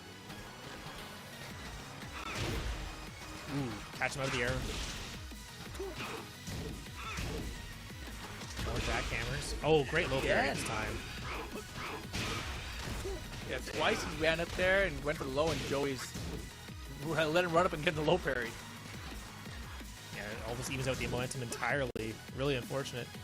Uh-oh. Uh-oh. Uh-oh. I see his Unfortunate. clothes moving, but his body's not. No, That's they're usually a sign that we are moving too disconnected. fast. They're moving too fast for us to even see now. It's they're incredibly powerful here. Yeah, the clothes are moving faster than the players at this point. Yeah. We'll tune back in to find out what happens there, but Joey was up 2 rounds to 1 in that situation. Not really sure what the life bars were at there, or if they'll just play back that round 4, I believe it was. But we will see, of course, Joey Fury up in the set regardless, 1-0 here, as they are into game 2 here. And I got to say, his Fang's still looking impressive. I think that Joe Crush had a little bit of adaptation, but we saw in this game Joey started to really bring out a lot more low parries, right? So that's shutting down a little bit of Joe Crush's offense with the down back ones, making him reconsider, basically. And if you start like hesitating in your offense, that just kind of opens the door for Fang to go into his poke mix. So I'm not really sure what the answer is here, other than to just believe in it and go for mids when you run up instead. Yeah, I think that's going to be one of the main things we have to see adaptation of here. We'll have to see a game 3, obviously, once that eventually happens. But at the end of that, Joey Fury is looking pretty solid across the board. It might need to have Joe Crush do a much larger game plan shift for game 3. I gotta wonder if this is a good sort of situation for Joey Fury, who just like watched his training partner just loses to the same character, picks the same character, and says, "Okay, look, I understand what went wrong there," and is able to bring out something much different. Yeah, I mean, that's the beauty of Tekken. Really, is that the same character in multiple players' hands rarely plays the same. So a lot of your defensive knowledge against other characters stays the same, and that differs from player to player, right? And obviously, Joey Fury uses Jack, so he knows the exact ranges where Jack wants you to be, where a Jack player wants to be, and he's staying out of that so well, right? Like, it's hard to do that unless you yourself are a Jack player of the level that Joey is, right? So yeah, exactly. Like you saw in game one there. Yeah, in game one, round two, like there was these moments where he was just darting in and out, just perfectly on the edge. Joe Crush would swing constantly. It would just be just out. He'd reach in, tap him once, tap him once, tap him once, soften him up for a counter hit, and then it was just over like that. Yeah, and you can see even those kind of situations, right? Joey doesn't need Fang Wei. He can do that with any character, right? Like, you can give him literally any character. So it looks like they're going to reload back in and get to the same kind of point of the game, which, if I remember correctly, I think was in round 4. I think Joey had 2 rounds and I believe so as well. Joe yes. Crush had 1. I think so. Yeah, I think that was the breakdown. Yeah, they're also going to go downstairs. Yeah, they have to go downstairs, right? Because they have to break the wall, of course. They have to break the vines, too. Perfect. Good job, guys. Good coordination. Yeah, do the nice standard string to even up the rounds.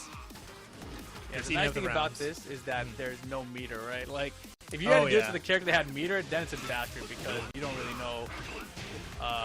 You don't know that you're going to get back the same amount of meter. That's very hard to recreate that situation. Yeah, absolutely.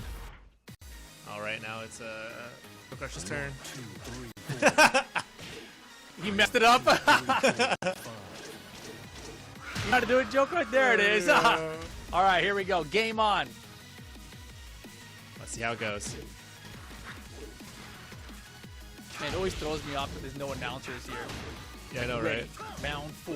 Fight. Nice. Catch him low this time. Those older finding home a bit more top now.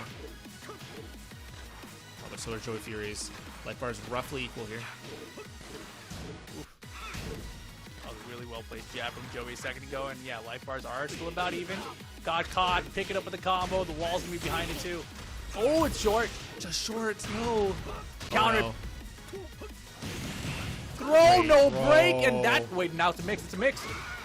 The fish hook, and Joey Fury goes up 2-0. Wow, Joey Fury doing incredible work here. That almost was Joe Crush's round to win there. Just like an inch too short to get the wall, but unfortunate. Really great stuff by Joey Fury though so far. Really showing how powerful they are in this matchup in particular. No, for sure. Joey up 2-0 right now in the set. And I think, if I remember, Joe Crush won 3-0 over Nashi. So now Joey Fury trying to avenge his friend and get a 3-0 back with the same character. What a homie. Yeah, it's just showing you, hey, it can be done. It can be done. Let me show you. We'll watch this VOD later. Watch it together, figure out what happened. But there's some really great stuff already happening here, and it's already showcasing like how even matchup-wise, right? Like players play the matchup so differently that the entire metagame and mind games of the players shift entirely around different tools. Really great stuff. We'll see if he can keep this going, though. And, of course, this is the opportunity for Joe Crush to switch characters if he chooses to, right? So, right now, 2-0 against the Fang, but he does have that option to switch characters in this situation. So, it might be time for the Geese, or he might just stick it out with Jack. We'll find out in a second. Yeah, Geese would be a powerful choice here, I think, as well. Obviously, Joe Fury has plenty of experience against Geese as well. But Geese, obviously, a very fantastic character and can do really great work against Fang as well. Let's see what happens. Nope. Staying on the Jack. And we ran him to the same stage. What is up with that? It's like literally most of the matches have had that happen. We've had, I think 3 or 4 sets, right? Yeah. All of them have had the same stage come up twice in a row. Yeah, that's wild. Yeah, it's kind of crazy. How many stages are there in Tekken? There's like 16? Maybe more? I know, yeah, it's a lot. Let's see how they go this time, though. Side step 4, okay. Old school thing.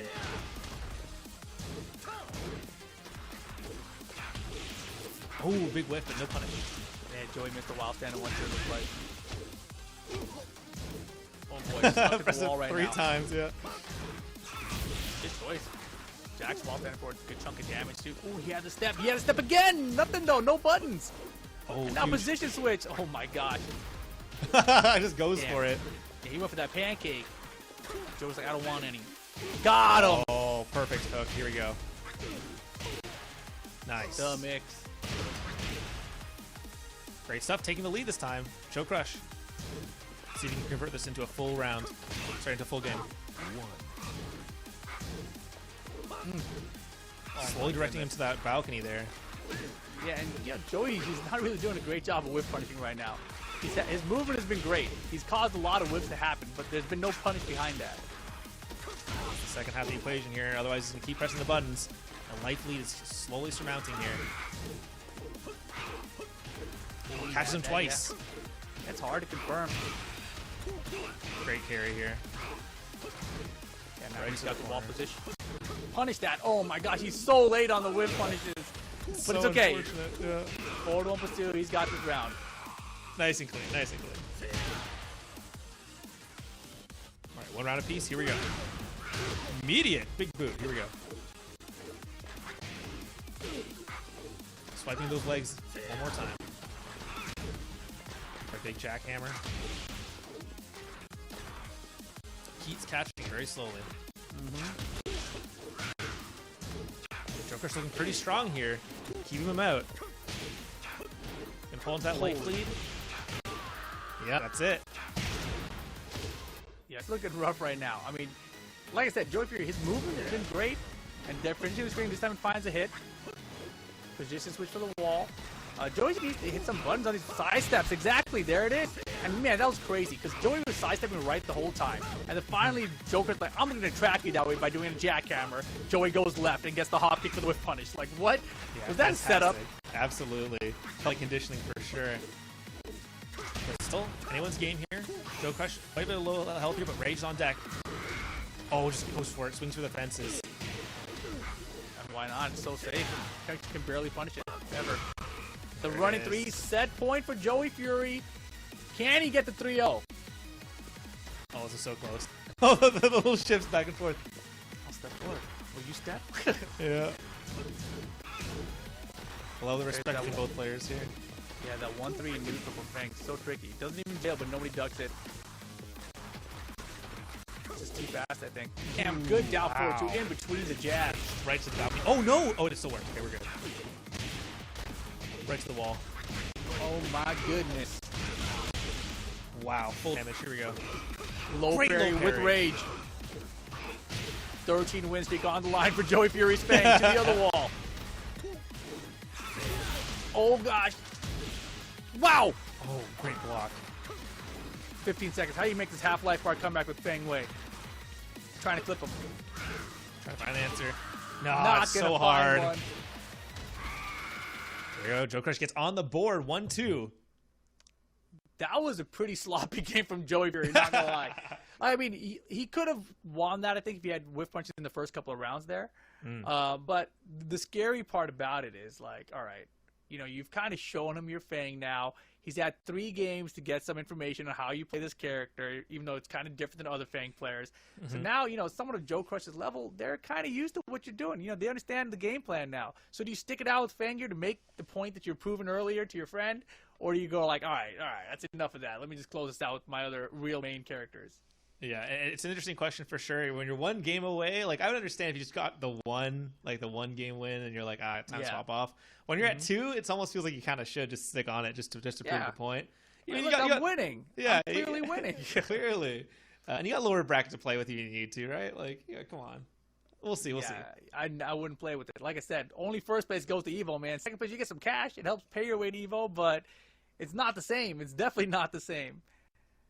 I think absolutely. I don't know what the cash value of the prize is, but it's got to be like 5 to 10 times more for first. Yeah, at least. Well, the hotel alone. Hotel, right? The hotel alone, like at that time, yeah, good luck. Like that's absolutely going to be the bulk of it for sure. But it's going to be anyone up for grabs for now too, because like you have the Father King 1 here. We have Joey Fury. We have I think Exorcist still over in lower brackets, and we'll have to see who the winner of King and who was the other player we had. Nashi. King and Nashi. Yeah. King and Nashi. We'll see who wins between those two. Yeah, the perfect world is that we see Nashi fight Joe Crush in losers. Sorry, in lowers. To get the run back on this matchup now that has been shown how to do it by Joey Fury. That'd be funny. Man, watching tournaments and commentating tournaments, it always makes me want to play in tournaments more. Oh, it's yeah. like it always Absolutely. makes me want to play the game more in tournaments. Like, man, are there any tournaments tomorrow? You know, like that's always what I'm thinking. I feel you. Well, it's rough for me. Right? As soon as this tournament ends, it's usually like 12:30, 1 a.m. for me, and I'm like, I need to find someone to play who's willing to play Tekken at 1 a.m. Yeah, like I'm not even trying to play right this second, but I want to, you know. Of course. Yeah, I didn't even realize it's that late, isn't it? It's already that late out here. Holy moly! Yeah, it's 11:48 for me. Yeah, it's best of 5 the whole way through. Is a long tournament. It's great matches, though. With the best of 5, we're seeing a lot of adaptations, a lot of changes between each of the players, a lot of changes between each of the sort of mindsets and the mind games between each round. We saw an incredible 3-0 reverse sweep already. I'm already happy we got best of 5 for that alone. Normally, that was in round 1, so that wouldn't have happened normally. So, really excited. Yeah. I would see, but this is the argument that people have against best of 5 the whole way through. Mm-hmm. It's like it rarely makes a difference, right? Yeah. Like we've had 6 sets so far, and I think only one of them was there 2 on the other side. You know? Yep. So every other one would have ended in a best of 3 anyway. Absolutely. I think it really depends on like the caliber of the tournament you're at and how strong the players are consistently. Like if we're talking like a worldwide tournament top 8. Then I kind of want best of 5 all the way through. Otherwise, it's like I'm cool with best of 3 up to winners. I like it for the sense of just that so we can see more matches between those players. Exactly. But at the same time, the outcomes are like the same, like 90% of the time, literally. But here we go. It's sticking out with Fang Wei. Got the dojo. Here we go. See what happens. Joey Fury looking to make a point here. Ooh, good duck while standing 4 again. He had a lot of success with that in the last game too. Yeah, I think one strong adaptation already happening from here. Down back Nice. while standing 1. Wow. And I love the punch counter attempt there at the end too. Dude, the wild standing 1, just do it. Just go for it. Joe Crush says fire it. Friends at wall. Tries to track him down. Wow. Why Brutal. did he back roll there towards him? No way. Weird choice. Yeah, that fell apart after one interaction there. Really unfortunate. Joey Fury had such a huge lead. Big boot. Look at the damage, and then right into a down forward 2. We're at the wall. This is the way. No, wait. Oh, bit of a whiff there. Bro, just again, dude, just while standing 1. Just fire it. Just fire it. Bop. 2 quick rounds. Super quick rounds. Yeah, Joe Crush seemingly installing everything entirely he needs here. Joey Fury, chance to make a comeback though. Big check. Here we go. Yeah, I love the dash block that time from Joey, right? We've seen so much of these instant while standing 1s, down 4 2s from Joe Crush. They're just forcing him to try to check something and blocking and punching is the right choice. Yeah, really fantastic conditioning there too. Fury on deck though. That's what we want to see. Here we go. Yep, perfect. Okay, not over. Joe Crush got to be careful here. Got to close out now. Otherwise, Joey Fury could bring us back and end the set. He's totally doable here too. Get caught. Oh no. Boom! Tombstone pile driver. Nice. Gets underneath the jackhammer. Perfect size up hop kick. How does he do it only when he goes left? When he goes right, he doesn't ever think to hop kick. You know, when going left, he'll get that hop kick. Oh, there we go. Oh no. Down with the wall. Oh, the sidewall coming into stuff. life here. No way. He's not pressing the button. There's no shot. Yeah, absolutely not. What, Joey? Oh my God. Terrifying. Small Set heart attack. point. Small heart attack. Set point for Joey Fury. Here we go. Anyone's game. Last round. Nice. Ooh, backhand full step, launch it. Oh my goodness. Fang Wei. What? Damn, the Joey Fury delayed hop kick. Doesn't find it. Big stomp. Tries to go for it again. Big lead Joey here. Brought it back. Oh. Joe Crush in trouble. He's got rage. Could be his game here, though. Yeah, positioning for wall. Oh, scary. No! Gets out just in time. Got him. That's That's it. Joey perfect. Fury. 3-1. Pop off a little bit in the game. Joey Fury moving to the grand finals on the winner's side. People have to beat him 2 sets Didn't want to take this trip to Evo away from him. Nicely done, Joey Fury, with the Fang Way. Avenges Nashi's loss. Yeah, wow, what an incredible display, especially after just seeing that match from the other end. It's really cool to see a player of Joey's caliber just sort of put on a clinic on how to actually sort of tackle this matchup from a different angle. Really great stuff. Yeah, that was amazing stuff there.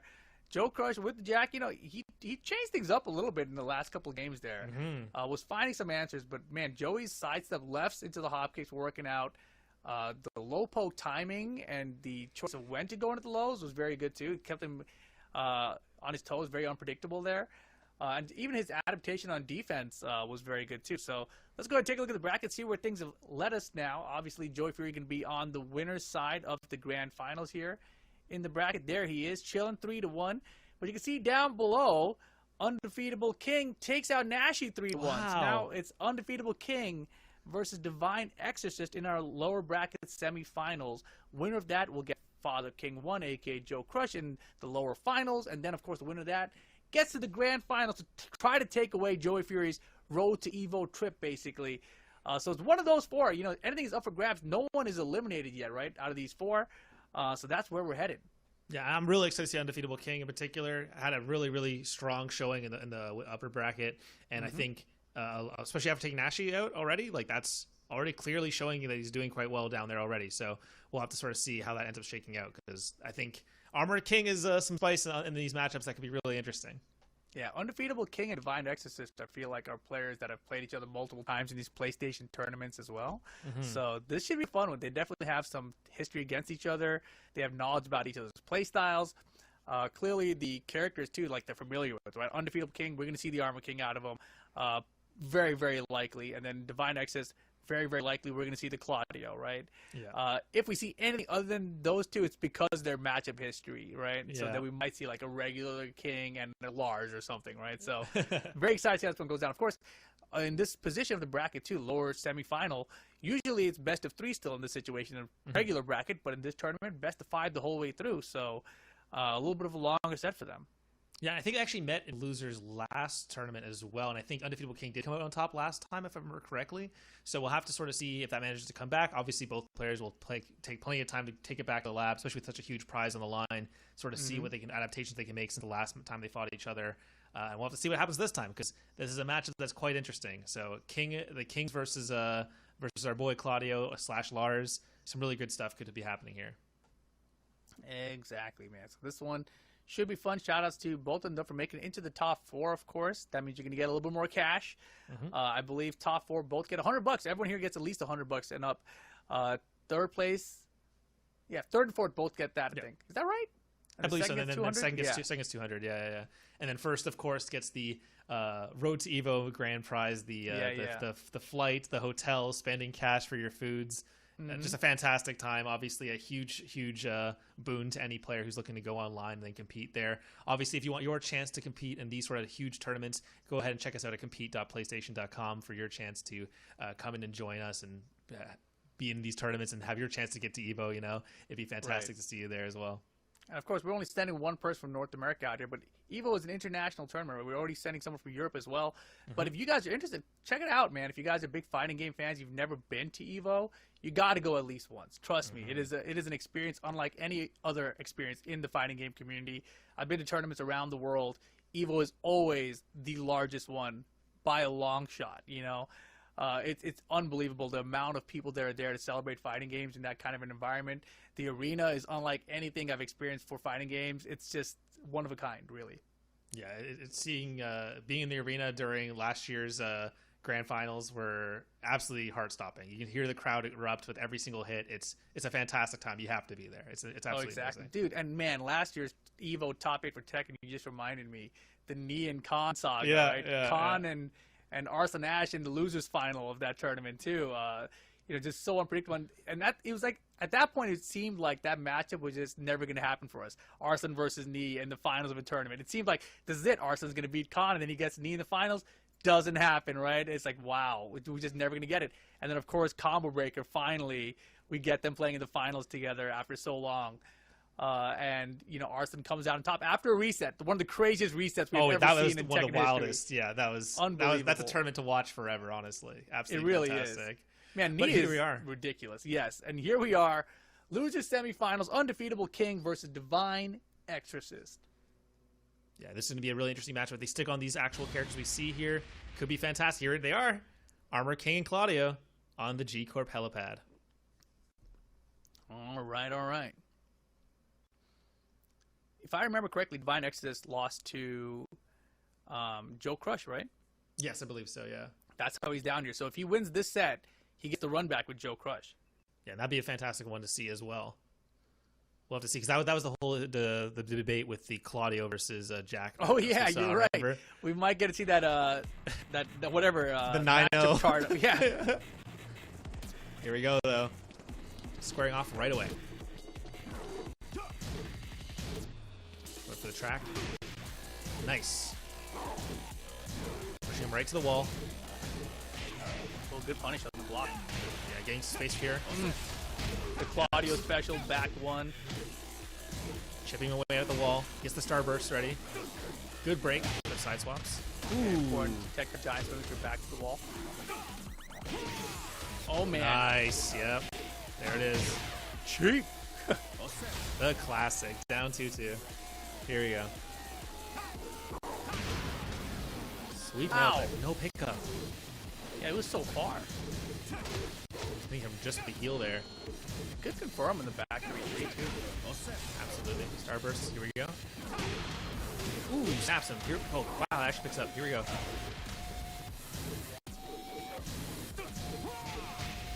Nice. Cashes in. Not too much else after that, though. Breaks the throw. Good throw break, yeah. Dang, look at these confirms. Wow. Oh, damage. Fantastic. They got to take that out. Tekken 8, don't have that back in. Come on. That's silly. Here we go to the wall. Snaps him back out. Lots of damage off the ground there. Huge. Good position here for Undefeatable King. Trading back and forth. Yeah, Divine has totally brought this back ready. Ooh. If he was looking for hop kick there as a whip punish, he would have had him. Nice. Wall. Hit. Starburst. Yeah, that's all you want. There it is. Sidestep, spin him, 3 rounds straight, Divine Exorcist. Wow, that was a dominant performance. Fantastic stuff. It just shows you how much that the Joe Crush and Joey Fury matchups have been against the Claudios to keep them suffocated. Because when Claudio can run rampant, it looks scary. So really great stuff by Divine Exorcist. We'll have to see if that momentum carries on to the next game. Yeah, that was crazy. That was crazy fast. I mean, I expected it to be a little bit closer, and I think that the set will play out that way still. I think that this is actually one of those sets where the best of 5 becomes interesting. Like, it won't just be 3-1 or something. I think we probably go down to final game, but let's not get too far ahead of ourselves. You know, like I think that's where we're headed. But that was a very, very dominant first game. I didn't expect that to happen either. Yeah, it was. I think as soon as the momentum started shifting and it's getting the starburst after starburst after starburst, and each one kept cashing in and fueling the next, it was like, all right, I think it's a little rough. So I think if Undefeatable King can ice that pressure and really make some of those crazy comebacks that he was making earlier, I think it'll definitely work out more in his favor here as we get into game 2 in just a moment. Yeah, like because I mean, a lot of the pressure at the wall was so effective too. They got the same stage again. Come on, what is up with this chat? Are you guys watching the same tournament? They're randoming the stage and again the same stage. We've had this happen like 5 times today. Like back-to-back matches too. It's not even just like happens to happen. It just keeps. Wow, that's wild. Super weird. But yeah, I was saying the wall control that Claudio can put on you with the back ones, right? So he'll do sidestep back 1 or sidestep 4, and you're just sitting there like, I don't want to take any of this. So then you move or something, and then you get hit by the back when your wall splat, more damage. Now you're still in the same position. You got to deal with it again. It's a problem, and Divine has been playing it very well. There we go. Gets the first starter here. Ooh, big hits. Tries to sidestep, but gets clipped. Test each other out here. Good buttons. Here comes that wall pressure. There's the back 1. There's the wall splat. Now you're in the same situation once you tech roll here. Sidestep 4. Spin him. DDT? Well, that's a great on-hit switch position, huh? Yeah, fantastic. Throws. Oh, we're all Was that dead? Oh, I thought it was dead because of the wall. Doesn't matter. That was a nice try for a comeback, but Divine 4 rounds straight. Momentum's in his name. Oh, you need to see it. Ducking right underneath the dabs. Wall break. Oh, nothing to follow up though. Trade, but no follow up. Oh, try to go for a wild poison mist there. Ooh. Hey. Oh my goodness, double double one, one, two. two. Yeah, I love it. Takes execution. Look at the. Oh, just waited. He just waited. What? Fantastic. Wait, slice him. He can block. He can block. It's only one jab. 50-50. Oh my gosh. Divine Exorcist, you beast. That was Absolutely crazy. Crazy matches here. 5 rounds in a row. Looking absolutely dominant here. Turning it on for the loser's run. That started from that hard committed duck that blocked the low. And look at the lead now. Hey. Oh my gosh. Back when Oki after single back 3. That was dirty. The perfect 6 rounds straight. Round of applause for yourself. Hell yeah. 2-0 for Divine Exorcist. Damn. Exorcist is turning it on. He wants that run back. He absolutely demands that run back. Absolutely crazy.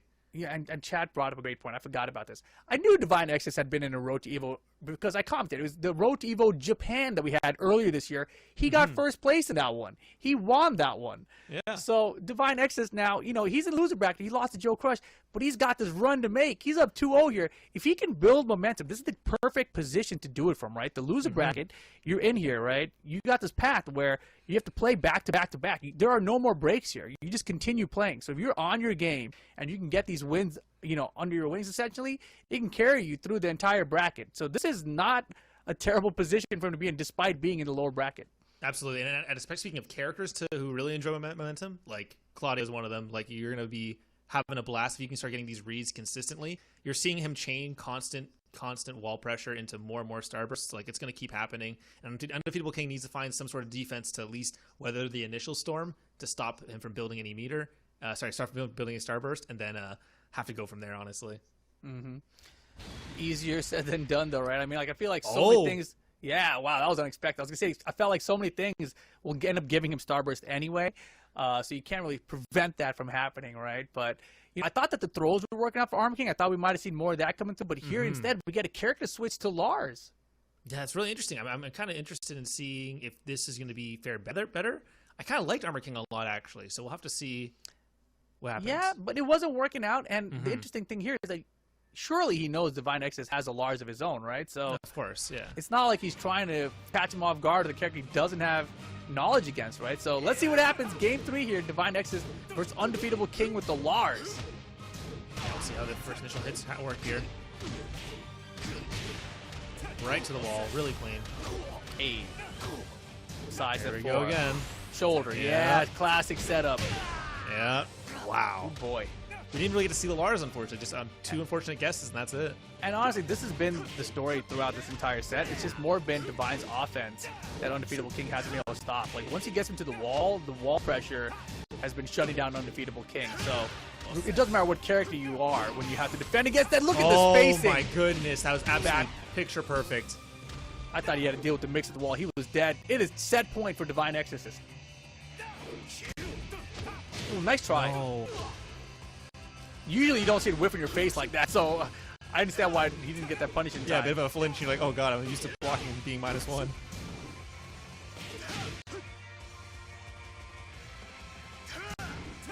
Ooh, nice attempt. Great low parry. Right. Scouts it out. Start, but the wall's in the way sideways. Get up kicks.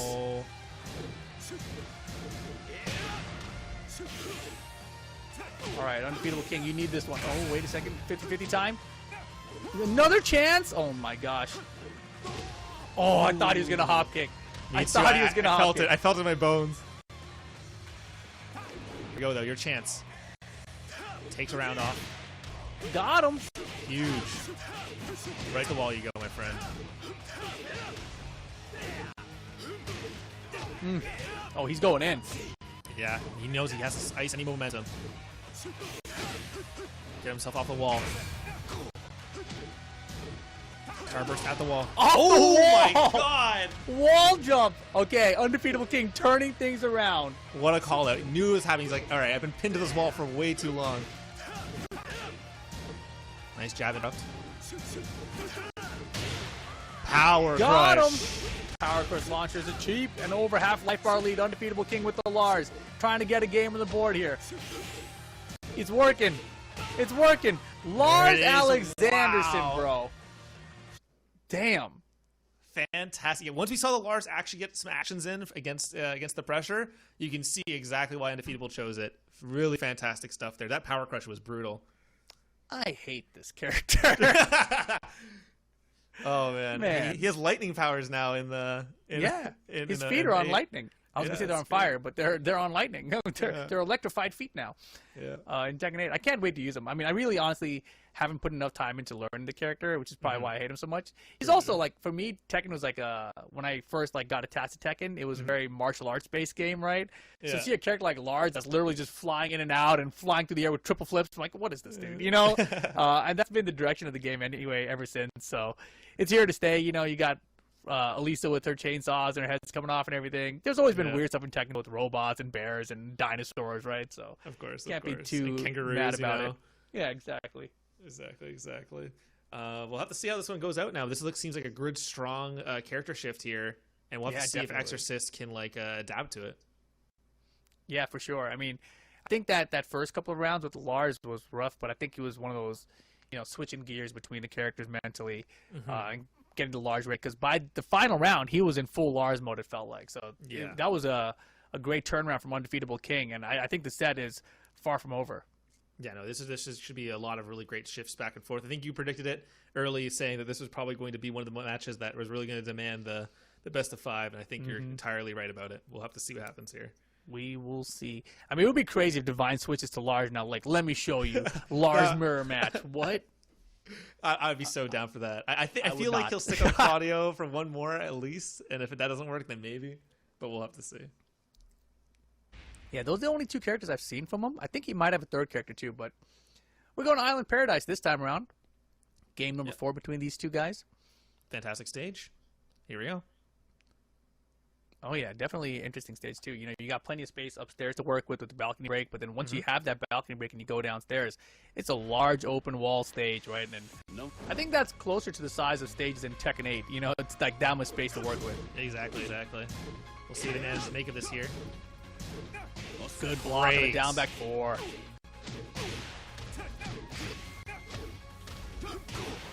Oh, nice. Dude, his timing.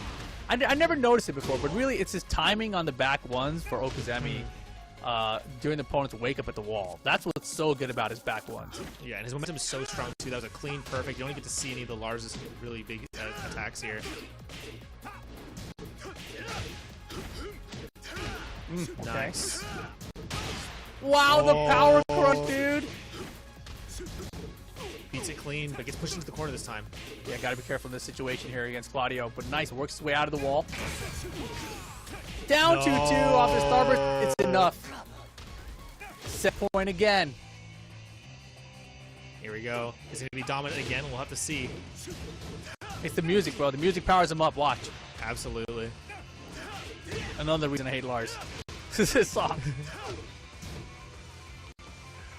I see. Anyone's chance here. Undefeatable King, master of comebacks. We've seen him do tons.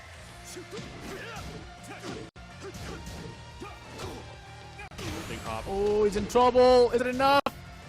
Just barely staying alive. There it is.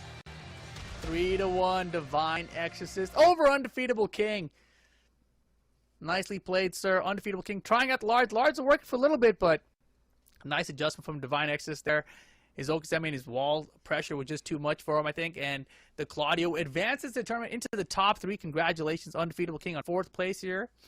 That is $100 for you, sir.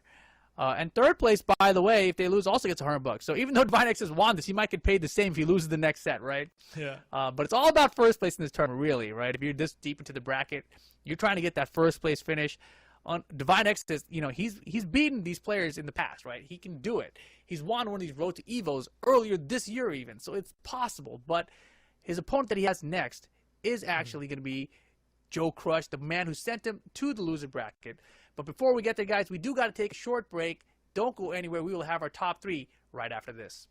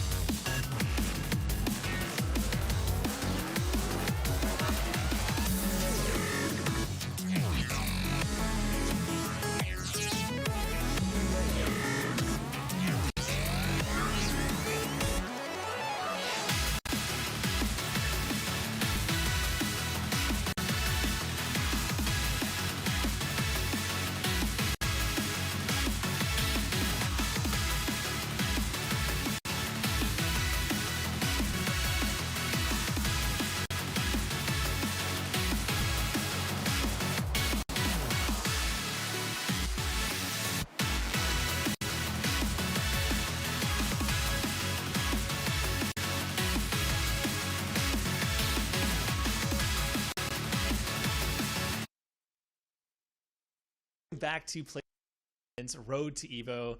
I'm the Skilled Roy, joining here today by Rip. Man, what an incredible match that just was, Rip. No, it definitely was. Undefeatable King out of the tournament at 4th place. Divine Exorcist moving on, of course. He's moving on now to the losers final, where he's going to be going up against Joe Crush, a.k.a. Father King 1. I want to always mix up those. I'm like, one King Father. No, it's Father. No, King Father. Father King 1, a.k.a. Joe Crush, in the losers final, getting the run back with Divine Exorcist, of course. Giving the run back to Divine Exorcist because he's the one who sent him down there to the loser bracket in the first place. So we will see what happens in this one. It was a blow up the first time, wasn't it? Wasn't it 3-0? Yeah, we've been seeing Claudio's unfortunately lose a lot of matches to Jax today, and we'll have to see if this manages to be a revenge tour. Obviously, Divine seems to be playing out of his mind, especially in that last match was really fantastic. Some of the fastest matches I've seen in these tournaments, just with some really, really solid play. We'll have to see the momentum carries on maybe into against Joe Crush. Yeah, I mean, if you're Joey Fury, I believe maybe you want the run back against Divine as well. So you kind of want to take out Joe Crush here. On the other hand, maybe you want Joe Crush because you just beat Joe Crush. You know, like we haven't seen Divine Exodus versus Joey Fury in this tournament, right? So that's kind of what I'm excited to see. But I don't know if Divine Exodus can get past Joe Crush here, Father King 1. That is the big question. And as we were talking about earlier, this matchup between the players at least has been 6-0 in favor of our Jax versus our Claudio players today. And that's just today. So we'll see if that streak continues or not. Violent Systems is where we're headed for our losers final. Divine Exorcist versus Joe Crush. Yeah, this is going to be an incredibly explosive match for sure. Divine coming in off a really strong showing already. Has a lot of momentum running into this. So we'll have to see how Joe Crush handles it immediately. Alrighty, game on. Jackhammer, plant the seeds. That is one of the things we did not see, right? Divine Exodus was not sidestepping the jackhammer. No. Here we go then. Back to the wall. Love seeing him here before. Did some great work. Oh boy. Oh, raise roof. Yeah, chopped angles while standing one afterwards. And now we got a combo. Divine's way behind. Whoa, he could have had it there. Yeah, that was a bit of a weird situation there. Gets the yeah, I like the hop kick attempt, but man, it was a predictable one. Unfortunate round one there. It seems like a bit of a hesitation there from the initial opening that he got. Caught a couple times there. Good throw break. Ouch. That is a bummer. Yeah, right to the wall. Keep him planted. Nice wall standing. Another jackhammer. Trying to find any damage. It is close though with Fury, so with Rage, it's 100% doable. And again, yeah, the jackhammers are killing, right? And you can nullify that by sidewalk to left, and it's something that he hasn't done in this matchup. Orbital though, whoa, okay. Yeah, fantastic counter hit. Here we go. Oh no. Oh no, a bit of a drop.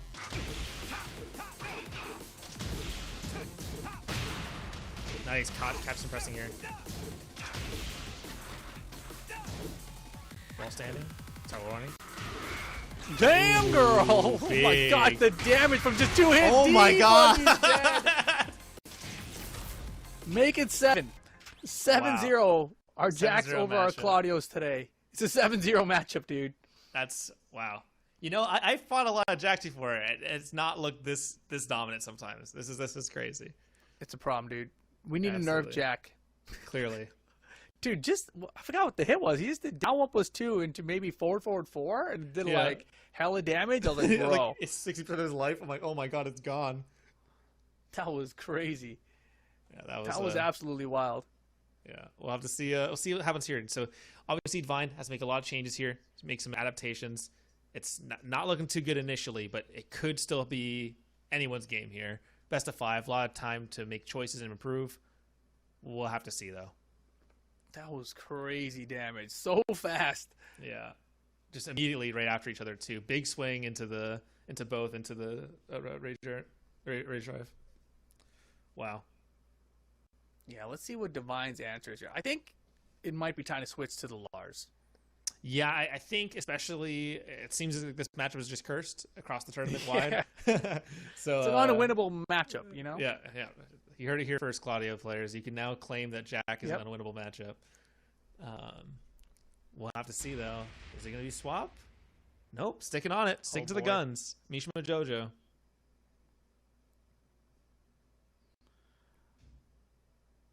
let's see how it goes here. Mishima Dojo. It's a good size and shape of a stage. I think a lot of people like the stage, so good standard stage. good for everyone, sure. basically. Yeah. All right, here we go. Divine.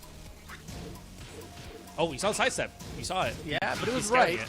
it. Yeah. I mean, right's good, but Jackhammer's what's killing him, man. He hasn't tried to step in the direction to avoid the Jackhammer yet.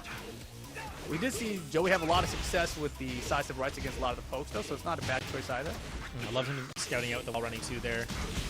Exo's gonna have to start switching in some wall running threes. Taps him. Yeah, that tapping a rage, we'll see that come back to haunt him or not. Oh, you saw him do the wall running three that time. With a down jab. Oh, Damn, that was calls a out. setup. Yeah. Damn. All right. Ground star hop kick. Oh. There it Got is. Just heat seeking with these. Yeah, catch the roll. He's planted. Yeah, wall bounced. No, you're getting nowhere. Perfect. Really incredibly dominant performance here. Divine needs. Oh Yikes. my god. Bro. Actually being put into a combo video as we speak. Oh, bit of a drop. And the power crush for the wall splat. Oh my god. No, don't double perfect him, please. Oh, Low thank parry. god. Not over, not over. Bring it back, Divine. Oh no, was that a missed running too? Oh. Damn, Joe crushed the wall. That last round in Unbelievable. particular, ridiculous. Yeah, you know, so that means it's 8-0 Dak for versus Claudio today. That is, you know, That's time to switch to Jin status, I think. You know, Yeah, or yeah, Jin yeah. or Lars, or I pick a random character. I said Jin, but I meant Lars. Damn, that is brutal. That is brutal. I think this is showing just like how experienced Joe Crush is in this matchup, especially like just scouting out everything perfectly, managing to get every single thing he needs. Might need to be time to swap things up. This is looking a little too dominant to be something that can just be fixed in one game. Yeah, I mean, I don't know that the Lars would help at this point, but at this point, I feel Can't like hurt. anything helps. Yeah, you know? yeah. I'm not sure it Nothing can can get be worse. worse than a 5-0 character, right? Yeah, exactly. I mean, a 6-0 character could be. I don't know. But I feel like anything else is not a bad choice at this point. Yeah, it just felt like he's getting walled out constantly. Not having it, although one thing is worth mentioning is that it's not really character specific, not being able to answer to the jackhammers, right? That's something that's more of a we need to have to see him actually land it consistently. Yeah. One thing I really liked about Exorcist was his wall pressure and being able to keep Jack pinned to the wall when he did get it. It felt pretty good. Just getting to that point has been extremely difficult. Yeah, and I Just think in staying on general it. too. Like I think that if you look at the way Joey played versus Joe versus everyone else, really, it's just the more patient gameplay, and we really haven't seen that out of Divine. And like a lot of Joey's game plan was staying just slightly out of Jack's range, but staying within range of like Fang's down forward or Fang's down back 3 range, so that he can like stay within range to poke, but out of Jack's range where Jack can really be a major threat. And so we'll see what Divine tries to do here. But this is potentially the final game of the set. No, you got to duck those last hits. Yeah, guaranteed. Here It we looks go. like character inexperience, really, on Divine's side. So unfortunate for a character like Jack too, who's always around sometimes. But some of these don't see him in tournaments. And Joe's got all the setups now, huh? Yeah, it's just going for everything at this point. Power crush setup. Big punches. Here we go. Yeah, I'll try to test him on it twice. Get Starburst. Chance makes me happen. No wall splat, though, and the back one's not air. And see, that was the thing, right? We've seen the timing on his back one for Okazemi be really good if the player's getting up. Joe let him whiff the back one so he could punch with the get-up kick to win that round. Yeah, really smart. Maybe saw the match prior too. Yeah, that's the thing about Tekken compared to other fighting games in general, right? Tekken is one of the only games where you can choose exactly when you want to get up off the ground. Most other fighting games, they force you up by a certain time. Oh, the pancake. Oh my god. Catch it 4 times. Nice. Oh, ducks it.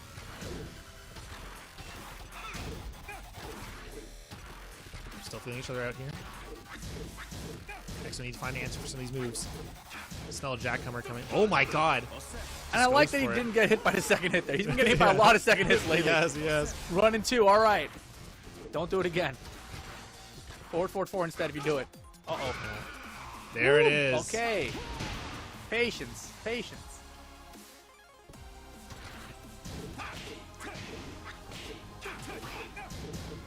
Joe Crush. Still has life. He only had like one hit, I feel like. Yeah, that's crazy.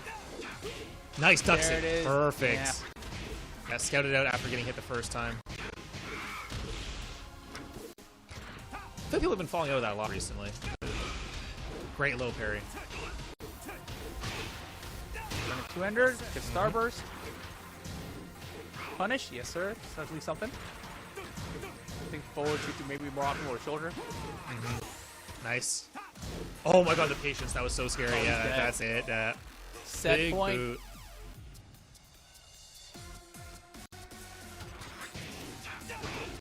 Oh my There it gosh, is. beautiful, beautiful. Right to the wall. Nice. Saw him go for it again, but he got hit by the spring kick. Oh my gosh. Just throwing it out Terrifying there. moment. If I'm Joe Crush, I'm finishing that string again. Double orbital. Yo, he's trying to crush these lows. He's tired of them. Joe Crush tries to make Third one. one. No go. Oh my gosh, what a scumbag. God. 3 times in a row and gets hop kick for his trouble, Superman. All right, final round, game 3. Set point, Father King 1. Fantastic stuff here. X just bringing it back very slowly. Oh, but gets caught one more time. And Damn, we're it's going gonna be straight to the big. wall. Tiny Yeah. stage.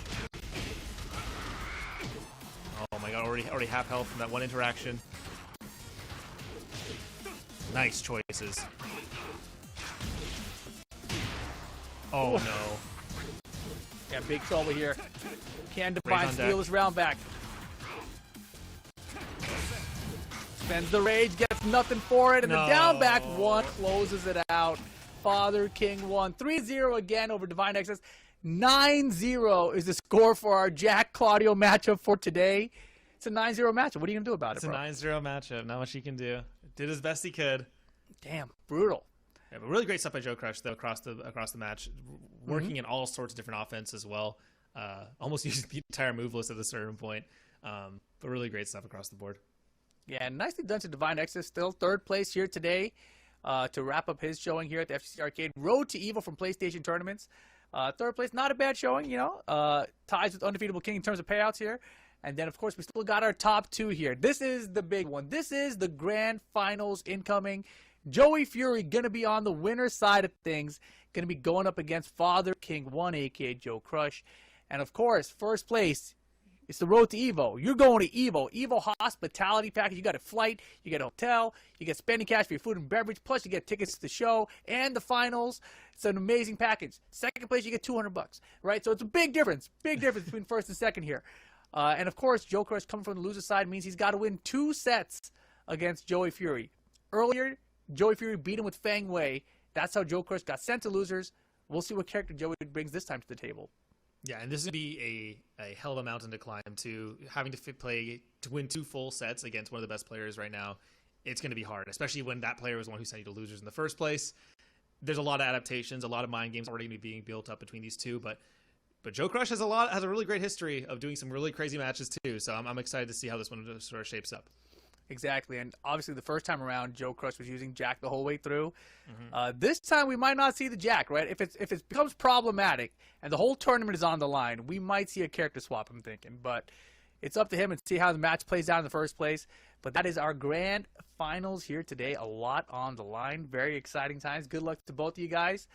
Joe Crush and Joey Fury. Oof. Yeah, my thought is, like, you know, he always sticks on the Jack when it's the regular tournaments that we usually have. But when a trip to Evo is on the line and you're in losers bracket, you know, no one's gonna blame you. No one's gonna blame you if you want to pull the Geese Howard instead. Oh man, hold on. I gotta make my prediction. I gotta make my Here prediction. we go. I'm spending all my points on this one. Let's see how it goes. I put 6,000 PlayStation channel points on this one. Oh man, the bet's are one-sided like crazy too. Oh no. How do I undo my bet? we have The odds for betting on Joe Crush are like 6 or 8 to 1 right now. The payout for channel points. So that's a lot of channel points you can get, dude. That's crazy. Yeah, I mean the channel points don't really do anything, but it's still fun to have it, right? Of course. Man. And yeah, like I was saying, chat, I see Chad asking what does second place gets. Second place gets $200, which is a nice chunk of change for an online tournament, right? But compared to first place, it's a very, very big difference here. Yeah. So one or two sets to determine that big difference is what we're going to see in a second. Yeah, and it's going to be a really competitive match too between these two. We already saw a little bit of their prowess already, doing some really great stuff in the first match, and perhaps a game 2 and match 2 and 3 would also be as good. We'll have to see though. Exactly. Man, I'm really curious to know what character we're going to see out of Joey Fury, just because he won with the Fang earlier. Yeah. By game 3, it started to look like maybe Joe Crush is getting a handle on the Fang, but it didn't matter, right? Joey Fury closed it out anyway. So I'm curious if he starts with Fang again or not. I think that's really the question. Yeah, because if you're already noticing, and of course Joey Fury probably knows this too, noticing that like Joe Crush is already starting to catch on a little bit, that's a game you'd be throwing away just because you wanted to prove a point earlier. I think your point's already been made. You showed your friend how to take this match as Fang, and now you can bring out something else instead. But we'll have to see, of course, as this sort of shapes up. I mean, on the flip side of that, maybe Joe Crush is more prepared for his other characters. So you never really know. And then being on the winner side of a bracket, it's always dangerous to feel like I got a set to play with. That is like the worst mentality, because once you start thinking that and then you lose that first set, it's like, oh wait, now, oh my god, there it is, mirror match, the Great Jack mirror match. Now we were talking about this as a stage. possible option when it was first coming up, and I was kind of hoping to see it. These two play Jack so differently that it's going to be a really fascinating sort of match to see how they both sort of handle this matchup, especially seeing each other's tricks throughout the entire tournament so far. Time to show off with the Great Jack mirror match. Here we go. So face each other out there. Really standard play here. Lots of good jackhammers. Nice. Catches him. Right to the wall. Some big damage. Hey. Into the wall. Another jackhammer. Get it out of here. Fantastic. I seen those coming.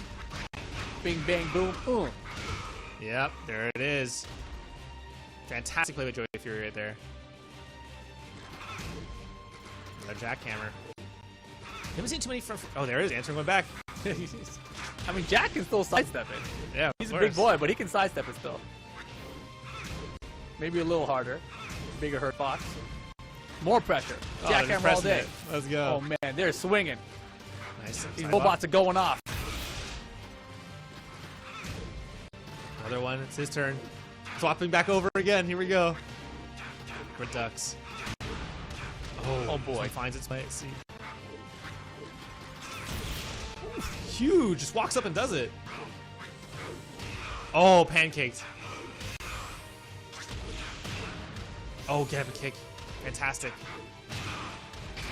Rage art, yes enough. sir. Yep. Extendo glove. That's it. Incredibly powerful first 2 rounds here by Joey Fury. Yeah, very comfortable in the Jack mirror match. I mean, he's been playing against Anakin's Jack for a long time, but throughout Tekken 7, this character has gotten more moves, more changes to moves, so running the mirror match is a little trickier than it used to be, basically. Absolutely, especially how Crush plays the Jack in particular. Lots of wild card moves watching out for here. Yeah, but Joey, he's so prepared for it. He's seen Absolutely. Joe Crush. He knows what he's trying to do. Position switch me, sir. Joe's going to do it back. Watch. He's looking for it. They're both hovering each other's range here. Ooh, that was clean. His chance makes something happen here. To the wall. Pop, pop, pop. Mix up. That's it.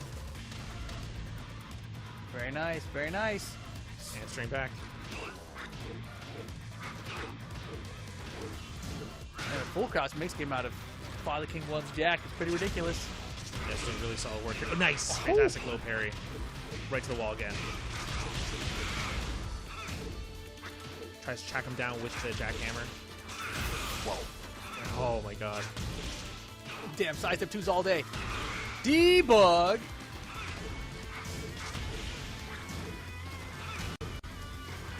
Trading jackhammers back and forth. Joey Fury, rage on deck. I love the micro positioning there. Really great. Oh, I thought he had him. Yeah, I thought he had for him. a second. Final round, game 1. What a game one this has been so far. An immediate low parry.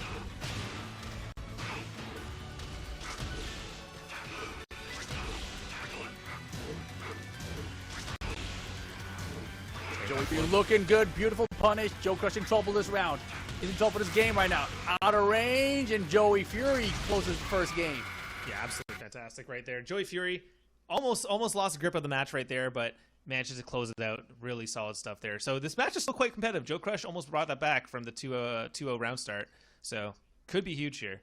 This is actually really interesting too, because I feel like Joe Crush, he wants to beat the Jack players with Jack. Like, he wants to assert Jack dominance, right?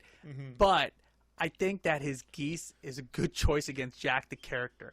I always have thought that, right? I mean, these characters, they don't really, I mean, they do poke low a lot. Geese has his forward 1% to jump over low pokes.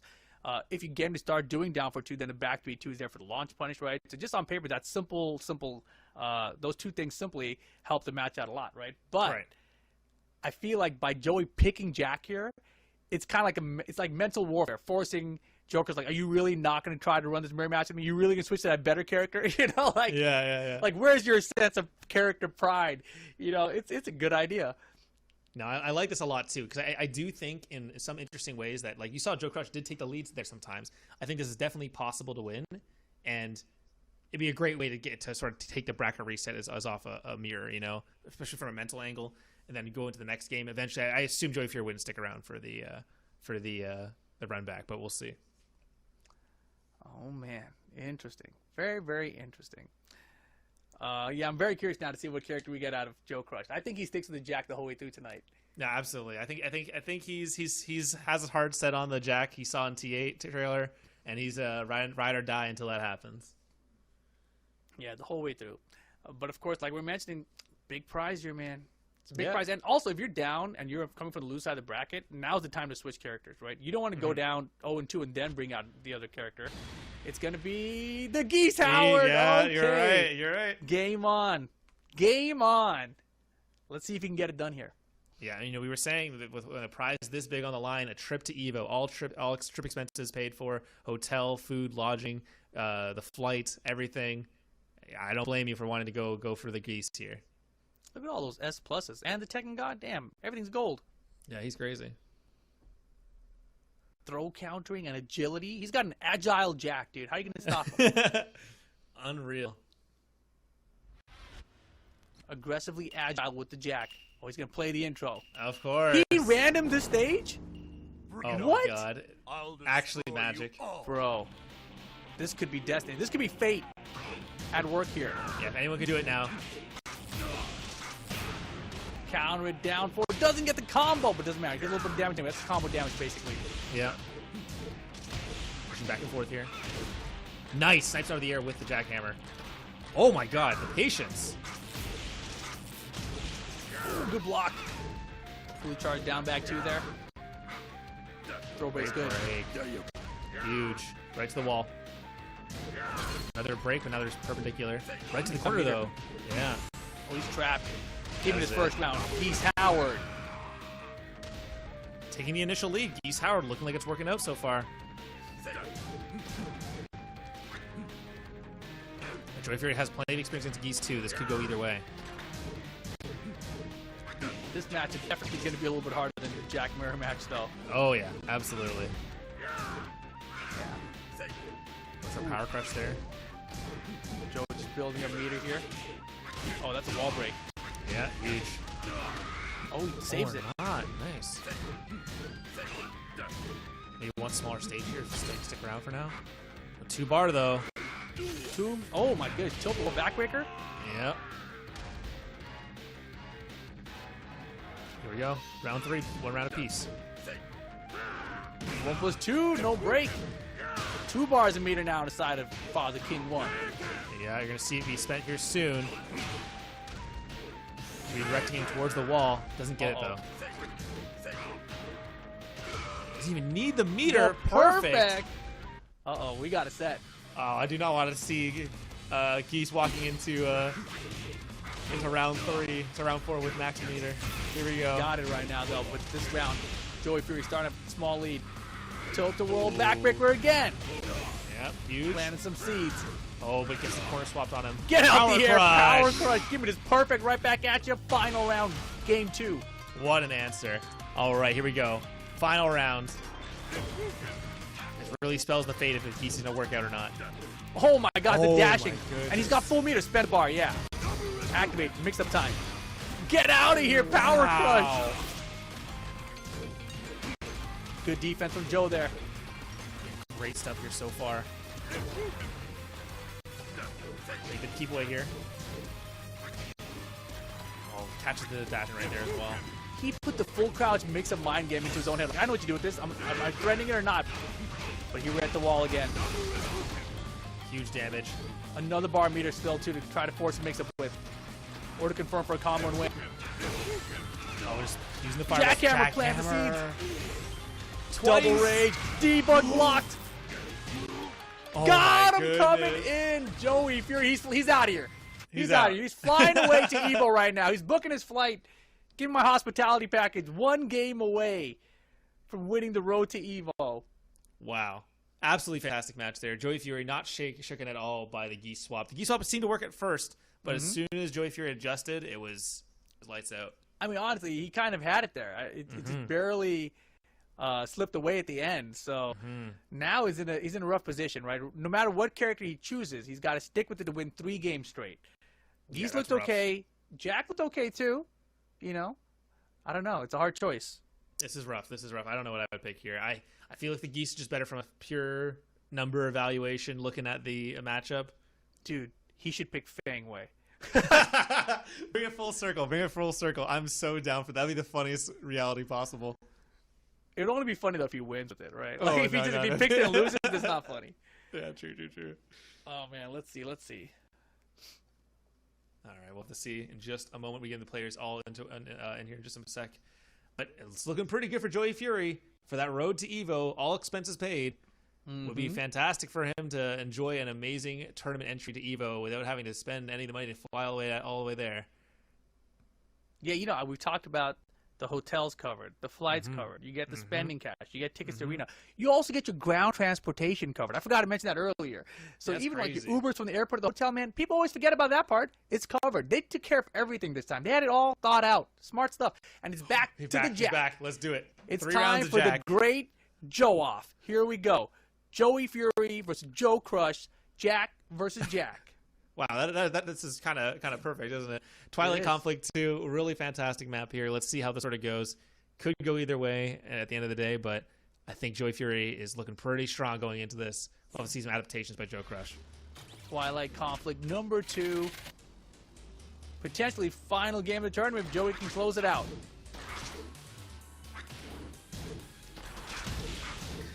Nice. Catches him one more time. Ooh, big. Keep trading flows back and forth here. Doing quite well, honestly, overall. Let's see how it goes. Oh Nice. my Huge. gosh. Good Raise the Joe roof. Crush. Big damage. Keep him to the wall. Patience. Yeah. Oh, Andrews his own! I can throw it back at you. Is that gonna kill him, bro? That'd be Ray so Dart. funny. You're No gonna way. kill him. Look at the damage, dude. 65% damage. Down plus 2. I got those two. Boom! Wow, what an answer. Immediately saw it, downloaded it, took it into his own repertoire. Absolutely incredible. Joe Crush pissed. Bring him to the wall one more time. Too. Yo, ducking on me? That's a Rage Art next game. You jackhammer. Debug. Ooh, get him.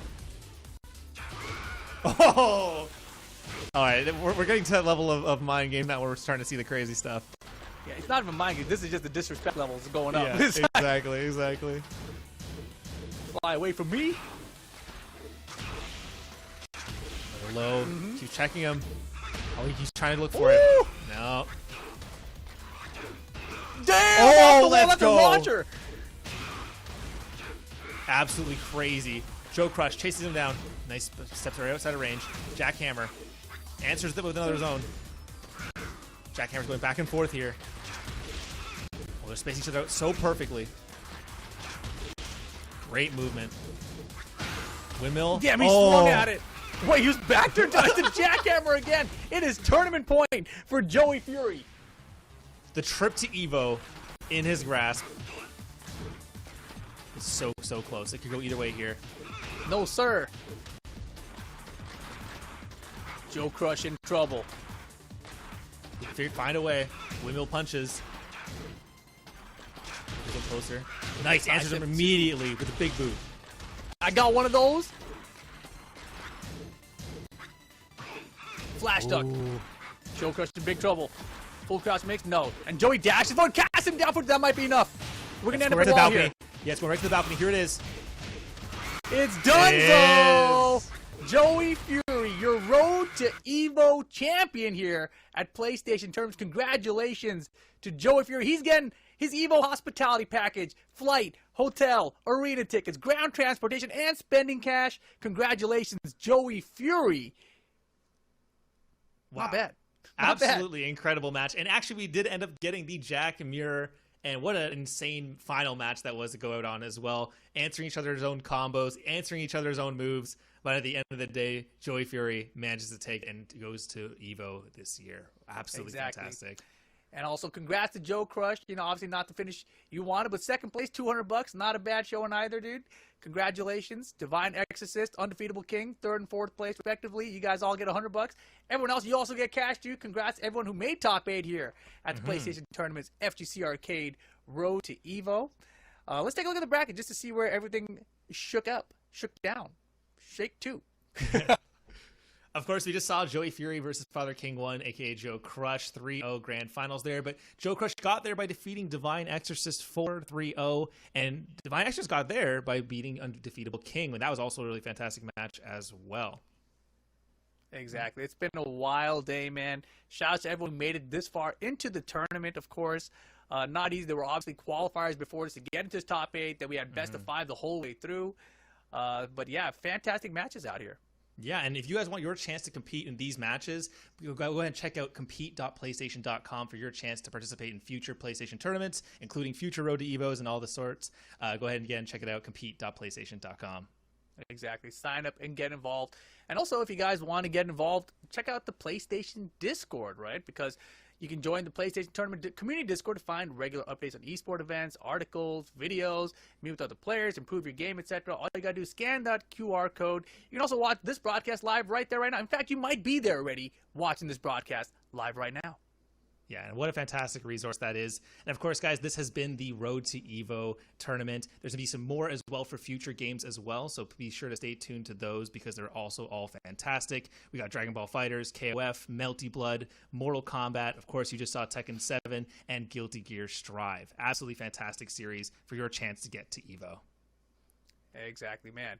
So much incredible FGC action presented to you guys by PlayStation Tournaments, man.